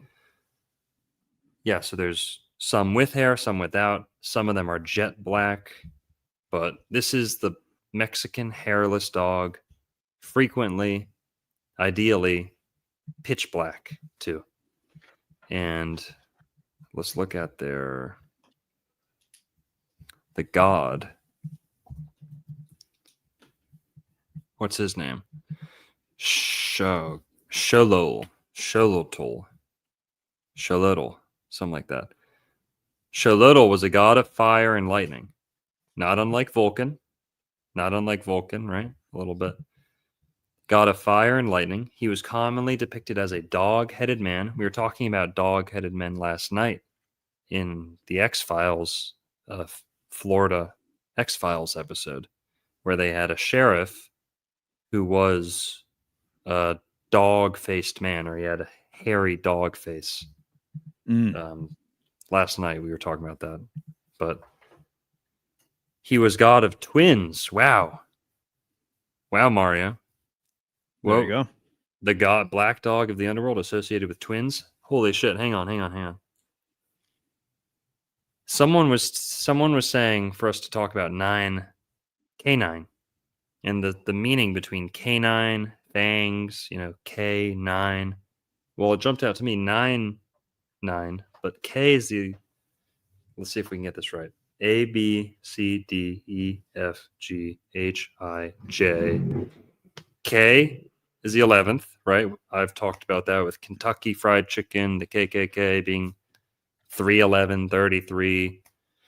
But the twins, 11, the twins, 11. Februus starts in the 11th sign of the Zodiac, February, right? But also 9/11 being when the Twin Towers were reduced to rubble, dropped down into their footprint, clearly controlled demolition, an explosion of sorts, ruled by Pluto. I kind of see that. The 9/11 twins, just reading this right here connected the twin symbolism to 9/11 in my mind, because K9 is another way of saying 9/11. That's why you call the police 911, 9/11. K9, the police always have dogs. Dogs are often representative of the police, right? Oh yeah. And yeah, 9/11 and the K9. That just connected that to me reading this Sholo thing. Black dog. He was also god of twins, monsters, death, misfortune, sickness, and deformity. So clearly the same as Pluto and Februus a little bit. Xolotl is the canine brother and twin of Quetzalcoatl, the pair being sons of the virgin Chimalma. He is the dark personification of Venus. Interesting. The evening star, and was associated with heavenly fire. The axolotl is named after him. Wow. So black dog of the underworld, clearly Plutonian, but they're saying associated with Venus a little bit too. That's interesting. That kind of ties back to Pisces a little bit. Venus and Pluto showing up in the same sign. Also Jupiter, twin brother to Quetzalcoatl, who, people differ on this, but Quetzalcoatl you could look at as a Jupiterian thing. If you're looking at him as like the Thunderbird, feathered serpent, he definitely could be Jupiter, like Thor, thunder. Right. But whatever. Black dog in America, the Xolo hound. This is how we make sense of, in Eurasia, people disagreeing on the dog of the underworld. Is it a skinned dog or is it a black dog? Well, you have to turn to Mexico or America to see kind of the bottom of that rabbit hole, I think, is the Xolo dog, which is hairless and black. So that unifies. It's not skinned, but it's like it had its hair shaved off, right? It's like bare skin. Naked. It's a naked dog, and it's jet black. So, or very often jet black, not always. So, yeah, there we go. The X as well, right? I just think it's interesting that it starts with an X, and the crossroads sort of thing with the X, sort of the liminal space of being at the crossroads. And then also I was reading about the apparent 13th sign of the Mexican zodiac being a dog, which I think is really interesting because it breaks the paradigm sort of the 12. And in a lot of ways, the 13 too has a major correspondence with the death card, right? Which I brought up earlier, being the 13th card of the major arcana, and being related to transitions and cycles and things like that. So I thought that was, pretty interesting too. I didn't know anything about that. But yeah, good stuff. I remember you talking about this like a long time ago. It blew my mind. Yeah, Cholo. Juan just said Cholo dog, like CH. Maybe is that connected to why we call gangsters cholos? Cholo dog. Probably. That's what I thought too. Yeah. Yeah, that makes sense.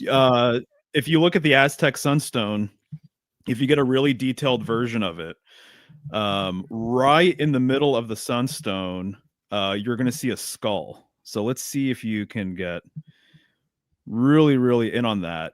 No, not so much. It's usually it's like right above his forehead. But I've heard I like a real cholo guy say that that's the original cholo, and it's like a upside down skull with a bandana. It looks like it has a bandana, like almost like over its head or over its eyes. But that version, you're not really going to see it too much.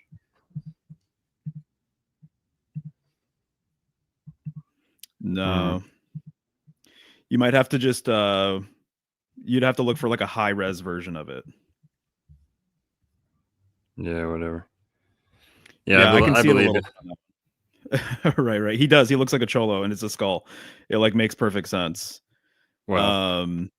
The other thing I'll say with the Aztec Sunstone that I think is really interesting is, because I'm like really focused on polar symbolism and this idea of like a central pole or celestial pole or something along these lines.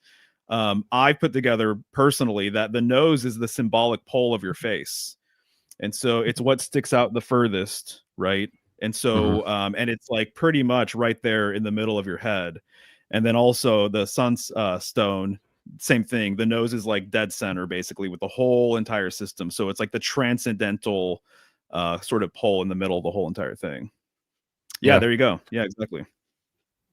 Dogs have a very exaggerated snout too, don't they? Right. Nose.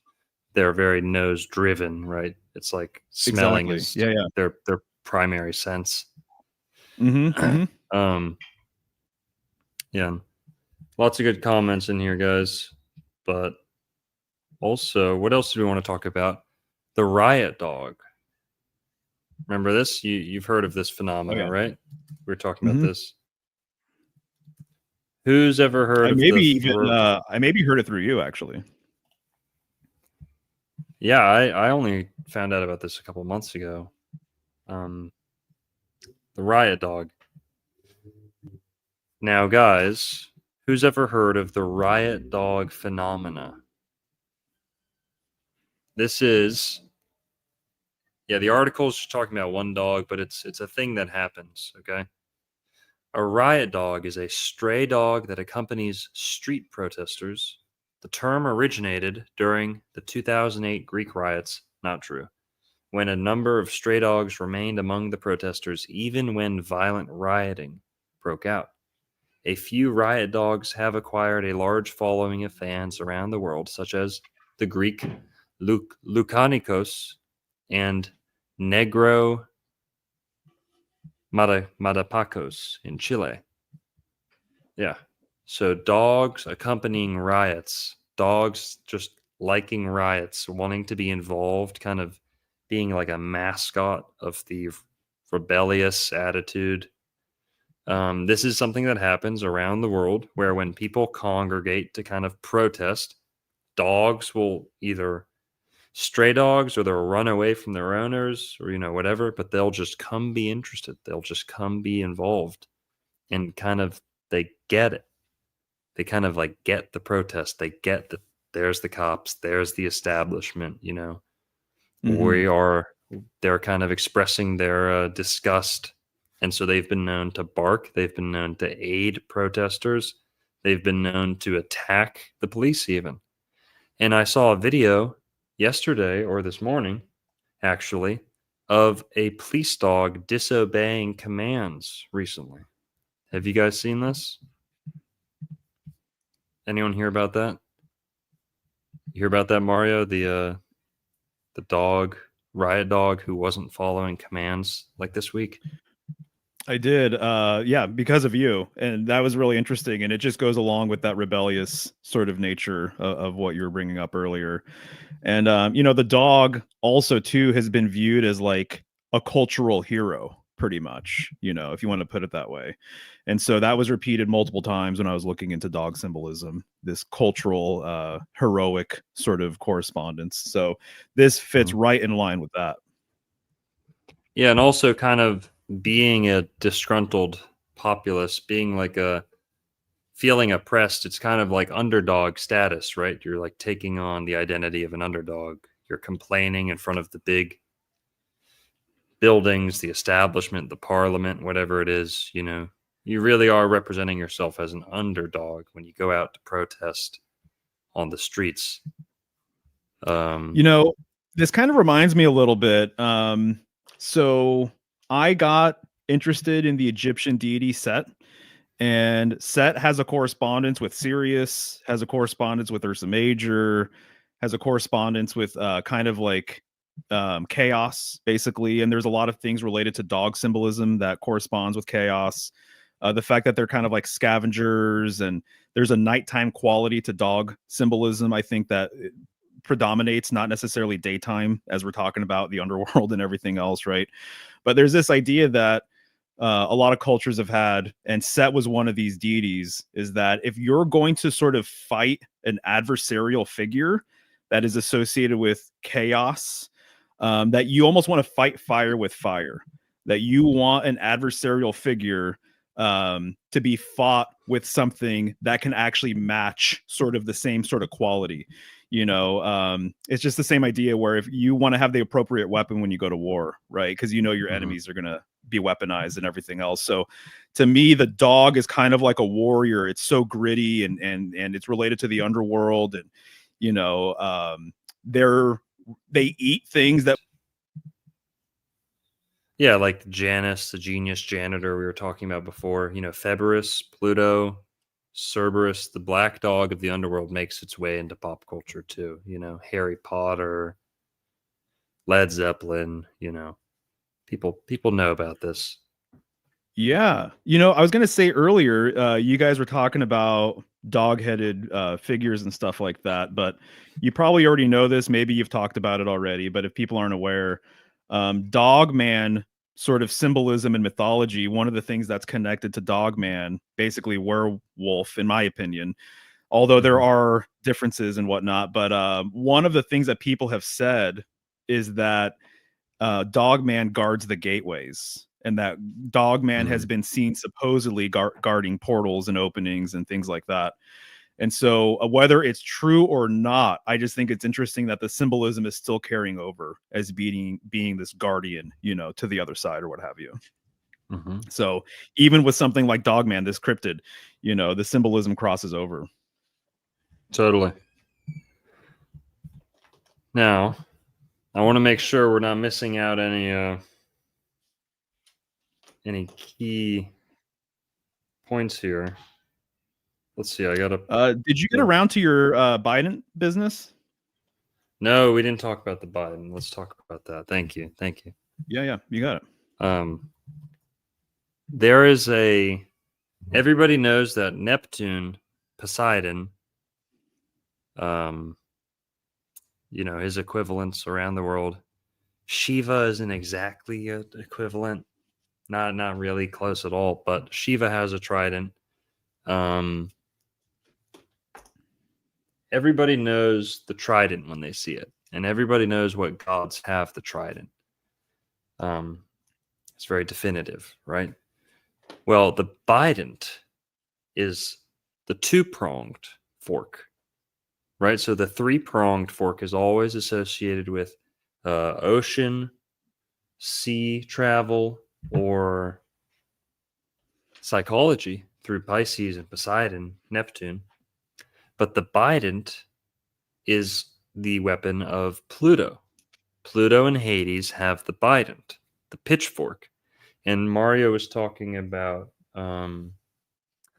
duality a little bit before. And Pluto, I think, kind of rules this like demiurge sense of duality, kind of looking at duality in the worst way possible, or the most imprisoning way possible, because in the visible planets, Saturn I think Saturn gets a lot of Pluto's qualities or Pluto's actions get clumped in with Saturn when we're only looking at the 7 visible planets. And I think there's an affinity between Saturn and Pluto, but I think that we really have to take into consideration the next 3, Uranus, Neptune, and Pluto, to fully decode the death and the karma and punishment, because Pluto shares in a lot of those qualities with Saturn a little bit. And also, you kind of see the Bident in the Pluto glyph, don't you? A little bit. If you flip the H, it's kind of a Bident. Right. Yeah. But the Bident is the 2-pronged fork. And since we're on the topic of the Riot Dog, what is also associated with the Riot? The 2-pronged fork, the pitchfork. If you're getting chased out of town, what are they going to do to you? They're going to Pluto you. They're going to tar you black, right? And they're going to run you out of town with a pitchfork. Those are both Plutonian, to be painted black, inked, and pitchforked. Pluto. And the 2 prongs you could see as duality, right? But you can also see it as the twins of the Sholo god that we were just reading about, and also the black dog being the twin of Quetzalcoatl. It just said in that last Wikipedia article. Not my expertise, but the twins being associated with the black dog of the underworld comes through in the Bident. And actually, the background for the long time background for my iPad is, can't really see it. Hang on. Oh yeah. Got to get rid of all these notifications. You can't really see it. Yeah. That's the background. Nice. Fuck. To my iPad. Dogs of the Underworld and Pluto with his Bident down there at the bottom of the ground. People can see it. That's the Bident. So Pluto, people always forget this. Pluto has his defining, distinct weapon that he always has with him, and people kind of forget about it or never talk about it. People see a trident, they don't even have to see Neptune, and they just know Neptune or Poseidon with the trident. Yeah. Also the tuning fork, being a 2-pronged, Right. Yeah. 2-pronged fork. But what do you got to say about it, Mario? The Bident. Yeah. The Bident. Well, I guess it kind of relates to Bidents and tridents. Joe Biden's a Scorpio too. Right. Oh, there you go. Nice. Yeah, I remember you talking about that a while ago. But what does a fork do? What does a trident do? What does a Bident do? It stabs something and it holds it. It kind of like retains it in a way. And so symbolically, adversarial sort of underworld figures, especially, I guess maybe this is more of a modern kind of thing, like the devil having his trident with him, they kind of keep you sort of chained in a way symbolically. And really, I would say that just like in the devil card, the devil oftentimes is on a pedestal and then you see 2 people in front of him and they actually are chained. It reminds me of the metallurgy thing. But then what's kind of a common thing in that card is to have the chains actually just be loose enough that they can actually escape, kind of symbolically saying that like you put yourself in this position, you can get yourself out of it, right? Not that you're being victimized by the devil or whatever.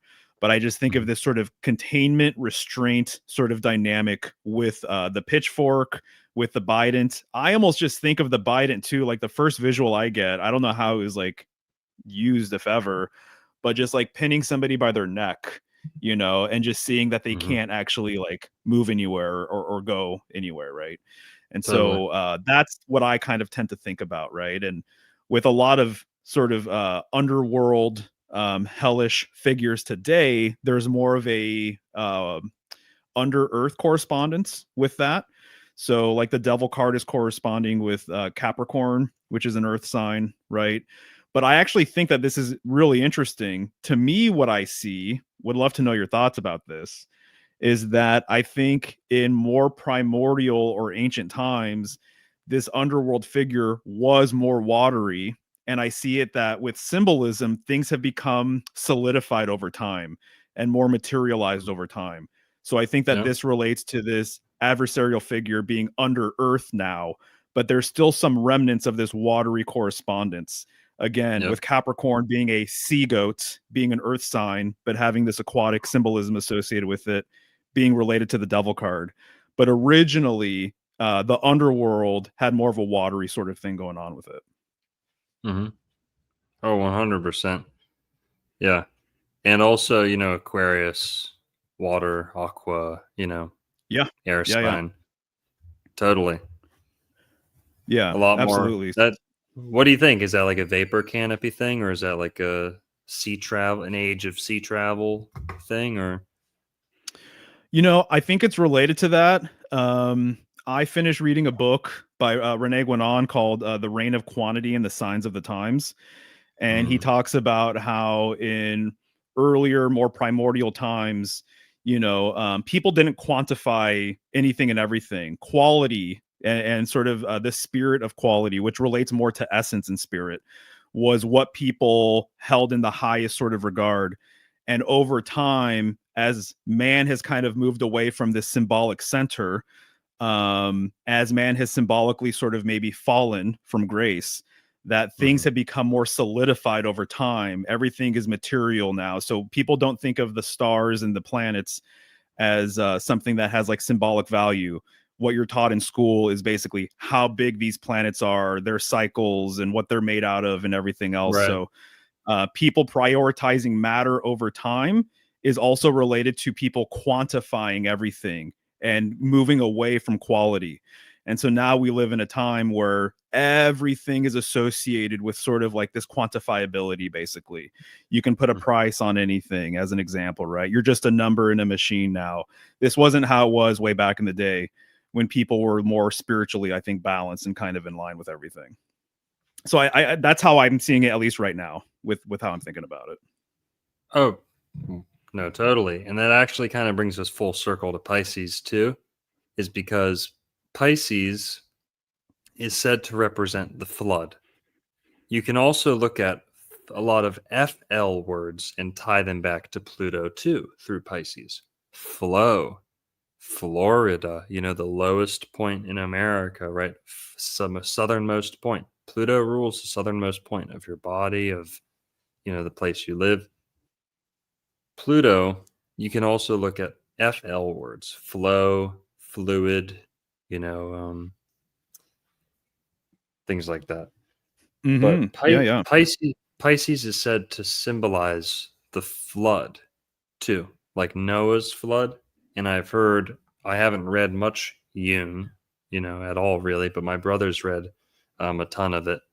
And Carl Jung talked about Pisces, the flood waters of Pisces, the rising, also Februus being the god of sweat. So, perspirating right out of your own body, ruled by Februus and Pluto and things like that.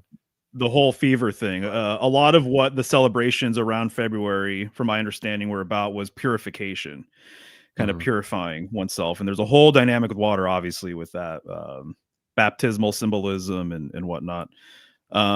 Just real quick, I'm going to put a request in. If your brother is ever interested, I'd love to stream with him sometime. And every time I see him on camera, I'm like, oh, this guy is pretty sharp. I like what he has to say. And there's some things that I'd love to pick his brain about too. So maybe we can make that happen sometime. All right. He's sharp. All right. He had the best sharpening stone around to sharpen him up. But, that's right. Yeah, exactly. Yeah. He's got all of my achievements and all of my failures to build from. But no, just kidding. I love my brother. He's genius, smart, wise beyond his years. Yeah. And yeah, I think that would be good too. He's a water sign like yourself, and he'd be down. I think he'd really like it. He's Right on, right on. Pisces. He loves symbolism. He's into yeah. You guys will have a lot to touch base on. It'll be cool. Cool. I'll let him know. And we are gonna wrap it up here in a Yeah. sec. Okay. Sweet. Anything else you wanted to say? I think we covered some pretty good ground with everything. I think I got most of everything off my chest that I wanted to. I do have I have multiple sort of notes here and everything, but one of the things that I've highlighted just to wrap it up here, Asclepius, god of healing and things like that. The dog was one of his attributes. And so this reminds me of the Hermanubis sort of thing. And you can see Hermanubis holding like a caduceus and stuff. So there's a healing dynamic with dog symbolism as well that's been baked into everything. One of my sources was saying that culturally, the phallus has been referred to as a dog as well. Right. And so I think that that's kind of an interesting thing to chew on a little bit. And the entry for that was actually kind of fascinating. And so I might be using that in the future. So we'll see. And then I was going to mention the fact that the Hebrew letter that corresponds with the moon card is Kof or Kof, and it means the back of the head, which reminds me of like, right. Reminds me of the subconscious or unconscious or just like unseen sort of realms or whatever. You can't see the back of your head. Yeah. And also that letter, it looks like a P. And so it looks like a P, reminds me of Pluto, and P for Pisces, right? And then I guess the thing with that letter, which I'm no Hebrew sort of scholar or anything like that, and take it for what it's worth, but I guess one of the things that's associated with it esoterically is that the left sort of vertical line descends further down than any other Hebrew letter in the alphabet. And this is by design. And so it relates to this underworld sort of quality kind of thing. It dips below that main line. And so that was something else that I wanted to bring up. Yeah, I've also seen that Pluto rules tails in general, or the tailbone or the bottom, and in letters. Makes sense. What extends below the writing line is considered the tail, no matter what letter or glyph or symbol it is. If it falls down below the line that you're writing on, you consider it a tail, right? Or yeah. And I see tail symbolism relating to our feet as well, which corresponds with Pisces. It's like how you swim around and stuff like that, and how fish get around, clearly. Detail. Nice. Right? Detail. There you go. There's some other ones. There's some lewd ones. To be analytical. Little gross, but analytical, detail oriented, right? To be anal, right? Something, to care about the details, to be OCD a little bit. Very Plutonian, in my opinion. Detail is the tail, your tail, to be analytical. Right. The last thing I'll say, this is just another tarot thing. Some people have put forward that maybe the better correspondence for Pisces in the major arcana isn't the moon, but it's the hanged man, which is kind of interesting. With the hanged man, his feet are in a higher sort of prominent position. We're dealing with Pisces and feet symbolism. The Hebrew letter that corresponds with the hanged man is mem, which literally means water. And one of the metaphors that I've used to describe this card is a fish out of water. Symbolically, that's kind of the dynamic of what you're seeing with that man hanging upside down. It also corresponds with a lot of dying god myths, not unlike Christ, which there's a lot of Piscean symbolism with Christ, but there's a lot of signs that I think associate with Christ. Yes. The hanged man, you'd have to identify with the fishing rod and being on a fishing line too, being hung from a rope. And then also, astrologically speaking, Pisces rules suicide, and the 12th house especially, self-harm, escapism, self-harm, and suicide being ruled by Pisces. Pisces is the sign most likely to commit suicide by far. Okay? So my Pisces out there, stay positive. That's a Pisces word too, positive. Hang in there, guys. It'll be okay. You know, make good friends. But Kurt Cobain, I know he was probably murdered, but he's known for his suicide. You know, Right. Pisces, That makes very a lot of calm. sense. Yeah, hanged. Makes perfect hang sense. yourself. Yeah. Totally. Gotcha. Now, The last thing I'll just say real quick about the Hanged Man as well. as many as you want.